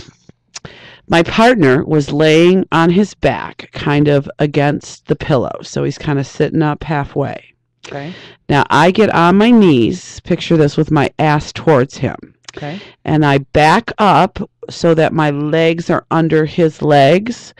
And it was kind of like I was riding him, but I wasn't on top. Now, I've done the reverse cowgirl. Yes. Okay. This was not the reverse cowgirl because But your it's legs similar, were but the legs are under his. under his legs. So it's more like the lotus position, only backwards. Lotus position is or the spider, where you're sitting facing each other with your legs over the top of his, right? Instead of my legs were under his this way, though. Right, You where both his, sitting up? his legs are up in the air and over yours. I guess because I couldn't see his legs. Okay. So how did it work out? It worked out really well. Yeah, that was kind of fun. Like I think I'll suggest that. I just looked other it up people and can. it says the frog is a Kama Sutra position. Oh, Diamond Dave says he loves the frog. He hasn't done it in years. Ladies and gentlemen, I think the frog would get us banned on Ustream. Just go Google it. Google a picture. Wendy says, draw a damn diagram. Google it, Wendy. Google it. You know what? I will draw one and I'll put it on the Tumblr. Oh, there you go. But yeah, I've tried all kind of different positions, but that was a new one for me. Was the frog? But you liked it though. Yeah, it was way okay. But I think that's why my shoulders are hurt. Oh, because you lift yourself. But then you do that when you do doggy style too. You're on your it shoulders. depends. Sometimes the good doggy style is when your face is. Oh yeah, I've done that. Oh yeah, I was doing that too. Yeah, I did You're a lot of. halfway I was all over the fucking place. That's kind of hot, especially. And I'm going to say this again because my girl Sierra's here, and Callie Guy and I were discussing creating a new sheet for her. I cannot fucking believe how much I squirt in my life right now. And poor Sierra, honey, as you get older, you squirt more, you're going to need a rowboat in your bedroom, okay? Because I'm telling you, I'm it going to is... get a vinyl room. Just a room covered in vinyl sheeting. I think it was Mandy Majestic talking to us last night about how the first time she squirted, she hit the wall. Yeah. The first time ever. I'm and then like when it happens, it's like Desiree was talking about before, like you don't know it's not like an orgasm because you don't really know it's going to happen, but it's like, ooh, it's so warm when it happens. It's like, whoa. And you see, and I always know when I'm going to squirt. I always know. I know just before, but it's not like the buildup of an orgasm. Mine is. Mine's not. Mine is. Although, well... I don't know. All I know is it was happening a lot, and I had wet sheets yesterday. So did the frog make you squirt? No. What made you squirt so much? Lots of oral and lots of finger action. Oh. Yeah. Alrighty then. Lots of finger action. Okay. Yes. So that's the frog, folks. That's the frog. So I just had to remind anybody that. So yes. No, go ahead. I was going to say, I thought Sierra was going to do a catch-up. Well, I just had the last one. That's right. I remember my third one. It was Kissing Makes Me Hungry. So I was telling another friend of mine that these were my catch-ups, these three things, and kissing makes me hungry. Because Silent Mike loves to kiss. I'm not a big kisser person, but for Silent Mike, I will. love to kiss. And so we're kissing and kissing, and I'm like, God, I'm hungry. And then, of course, by the time we were done with sex, I was starving, right? And so I'm telling my friend about this. She goes, oh, yeah. You know what makes me hungry, really hungry? Sucking cock. Because it's like you're doing stuff with your mouth, but you're not actually eating. And I think it's just the whole psychological action thing of it or something like that. But I get an actual empty pit in my stomach after I've been kissing for a while. Like, you're hungry. Like, I'm hungry. Alrighty then. That's why I'm a fat girl, because I kiss a lot. See, that's good stuff. No, my jaw was hurting when I came to the dance last night. Oh, yeah, we know. I had sucked a lot of dick. A lot of dick. All right, Sierra. Now, Sierra's teaser last night was, we're going to talk about a puddle so big you could lose a kindergartner in it. Oh, yeah, that's right. Don't let kindergartners anywhere near your sex room. Well, my sex room is my bedroom. So, yeah. So Saturday night, we got home sometime after 4 a.m., and I was obliterated. I was stumbling into walls drunk. Saturday? Saturday night. No, Friday night. That's what I thought, yeah. Friday night. And, God, we had sex. Of course. We knew we were going to have sex. We were like, we're going to get back to your house, and we're going to fuck. And we were both like, we're going to fuck like fucking fuck. We're going to fuck. We were both really fucking What were you going to do? Fuck. Okay. And not like gentle making love. Ooh, let's have it. No, I'm going to fuck the fuck out of you. And he did. And he fucked me and fucked me and fucked me and fucked me and fucked me. And I squirted so much that my very special anti-squirting sheet was soaked from edge to edge. And the spot underneath the sheet where I had soaked through, I have a queen-size bed, and we both ended up sleeping in the wet spot. Oh, this does not bode well for the sheet. Yeah, the sheet is losing credibility. Well, the sheets are fine if it's just a little bit. The sheets have a maximum capacity. So you have to have a double sheet. Well, Ken and I are designing one. We got the rocket scientist and the seamstress, so we're designing one. And when he was explaining it, it said something about like feeling like it weighed 9 pounds or something. Oh, yeah, he said it weighed a lot. We picked it up. It's a very light thing. You could pack it up, roll it up, whatever. But he picked it up, and he's like, "You here, hold this." I'm like, "What the? Oh, Jesus Christ!" It's like when somebody hands you a tiny little lead weight. You're not expecting it to weigh as much as it does. It's exactly what happens. That's It's wild. like those newfangled diapers. If you ever take a diaper off a baby, those Oh, things, yeah. You're wondering how this kid walks around with this big old thing on his ass. Callie Guy and I are going to make a prototype, and then we're going to let Sierra try it out and see how our prototype works. Yeah, I've got some ideas too on it. Yeah. So then the next morning we woke up and we're very horny. When I was not going to do the laundry that night because I was still really drunk and I was very tired. So I went and got all the towels that I had and we laid them down and so we could sleep without having to sleep in the wet spot. And so the next morning, we didn't even get out of bed, and we were just fooling around, and we decided to have sex. And so we had some more sex, and he fucked the fucking fuck out of me again. And I squirted so much again. I'm like, I'm dehydrated at this point. I squirted so much again that I soaked through 3 towels that were laid double on top of each other and created another enormous wet spot underneath that. Wow. Oh my God, girl. It was so ridiculous. He literally fucked the bejesus has been fucked out of me. The bejesus? The bejesus. He fucked the bejesus out of me. And then he did it again Saturday night. There you go.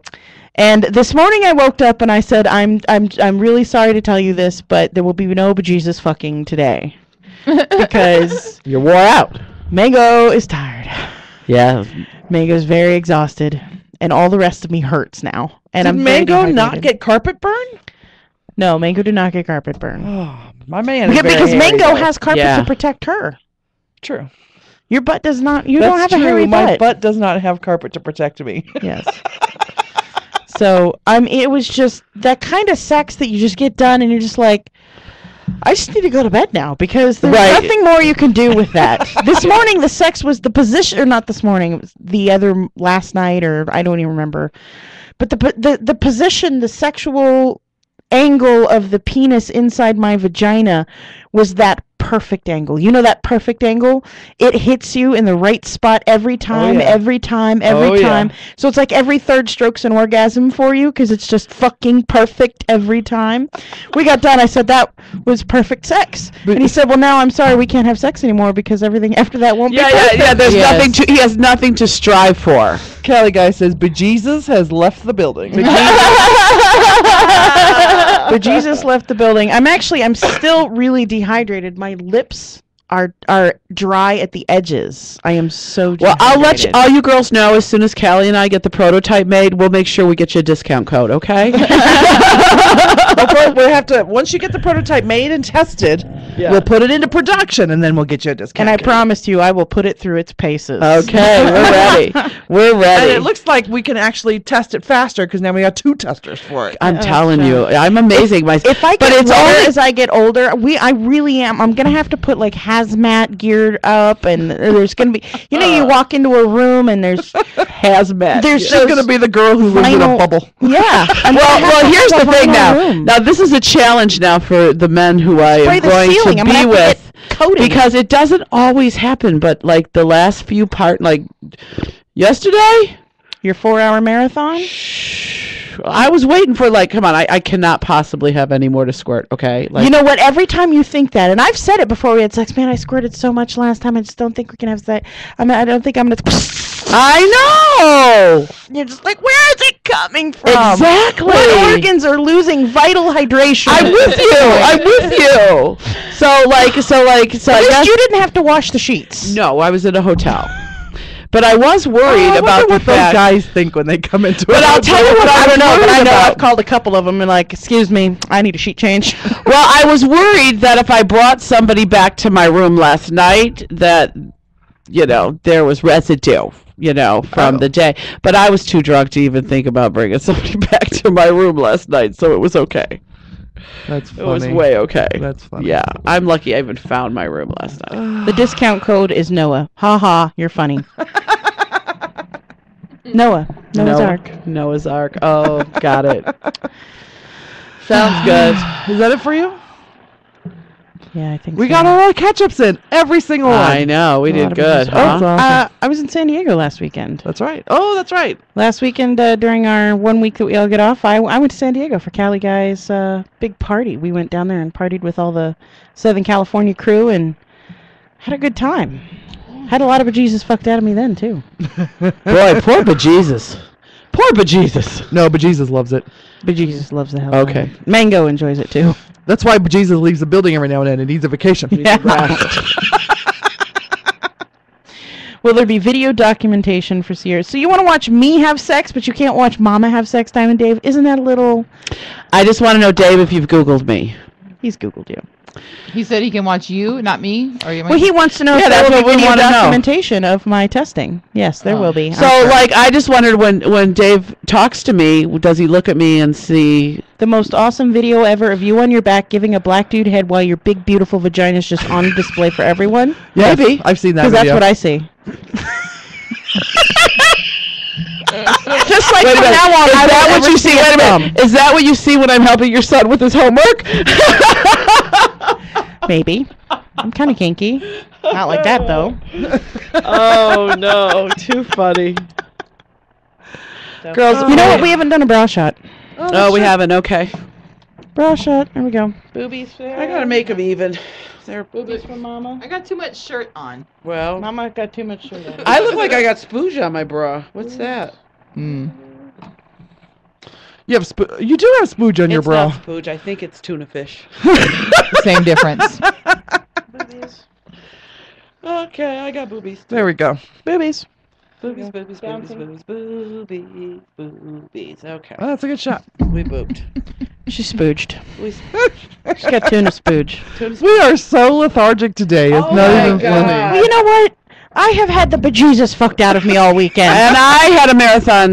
You had the bejesus fucked I out of had you, the too. bejesus fucked You're out of me. tired because you were drunk as fuck last night. Well, and I only had about 4 hours of sleep the night before from Friday night. So I was planning on, okay, I'm going to get my room, I'm going to check in, I'm going to call my little friend, have him come over, lick my pussy, and then he's going to go, and I'm going to get a couple-hour nap. He left at 7 o'clock, and I had to be down with you guys at 8. That So, was so much fun last night. If you're ever in Vegas and we're Tweet of the doing an night. event, what's that? There's a tweet of the night in the chat room. Oh, is there? what's the tweet of the night? It's not spooge, it's tuna fish. That is a great. That was Wendy, wasn't it? Yeah. Thanks, Wendy. If you're ever in town and you have the ability to come to an event that we're doing a remote at, please come. We'd love Yeah, to. it's Or fun. even if we're not doing a remote, just come out because we're usually we're trying to be at a lot of them. We try. At least a few of us, so you can We come try out to and meet us represent and- everything. Yeah, because we are huge fans of the community and everything. Everybody that does things for the community. So we try to make sure that everybody knows that there's a place that you can go. Well, I decided we need a reality show. We do. Well, first of all, I was thinking like we need a reality show just in Vegas about the BBW community because there is a lot that goes on. Well, first of all, we're here, okay? But I also thought about my whole sister wife thing, okay, and a reality show. So I'm thinking maybe we call it Big Love for Real or Really Big Love. But they make about $70,000 an episode. Yeah. So let's get some money. You know what? When I think of reality shows, I think of The Housewives. I hate them shows. I think of Honey Boo Boo. I think of The House, the people in the house on MTV. Big Brother. Oh, I don't know if it's that one. Oh, Yeah, you're talking one of about. Oh, those. yeah. What's the one on MTV? Road Rules and what's What's the house one? It's been on for years. I don't like reality shows. I at don't all. like those kind of. Like I hate the Kardashians. I'll never watch those. I'll never watch the Real Housewives You of said anything. you said those kind. It's But Real I World. like Real Real World. World. I like. Well, if I'm talking reality, like I like Survivor, that kind of reality. But I do love Sister Wives. But that's only because I have a desire or an interest in that Totally. lifestyle. But they make a lot of fucking money. That's all No, I gotta I say. understand that they do, but just most of those are scripted. The fights that they have, they build those. Oh, there's up. a lot. Yeah, because I've been on the So I don't sound think- stage of a lot, on the set of a lot of reality shows, and it's not that they're scripted. It's more like this is what we're gonna do. They don't tell you what to say, but this is what we're gonna do, and you kind of need to act like this. Right. That's the kind of stuff that goes on in a lot of reality shows on the set. So maybe a show based on or something, because I'd rather just have it fictionalized instead of that real Well, shit. I because think that's just crap. Well, no, I think, and maybe reality wasn't the right word for that one. I mean, my sister wife for real one, I think is, but I I think that somebody should do, I don't know, a documentary or a special or something about the community here in Vegas. I think, when you think about the social groups we have, when you think about Diva D and what she does, and you think about, no other city has us. Do you guys remember there was a little 4-episode sort of mini-series on, I think it was Lifetime or somebody like that, Logo Channel, who knows, one of those places,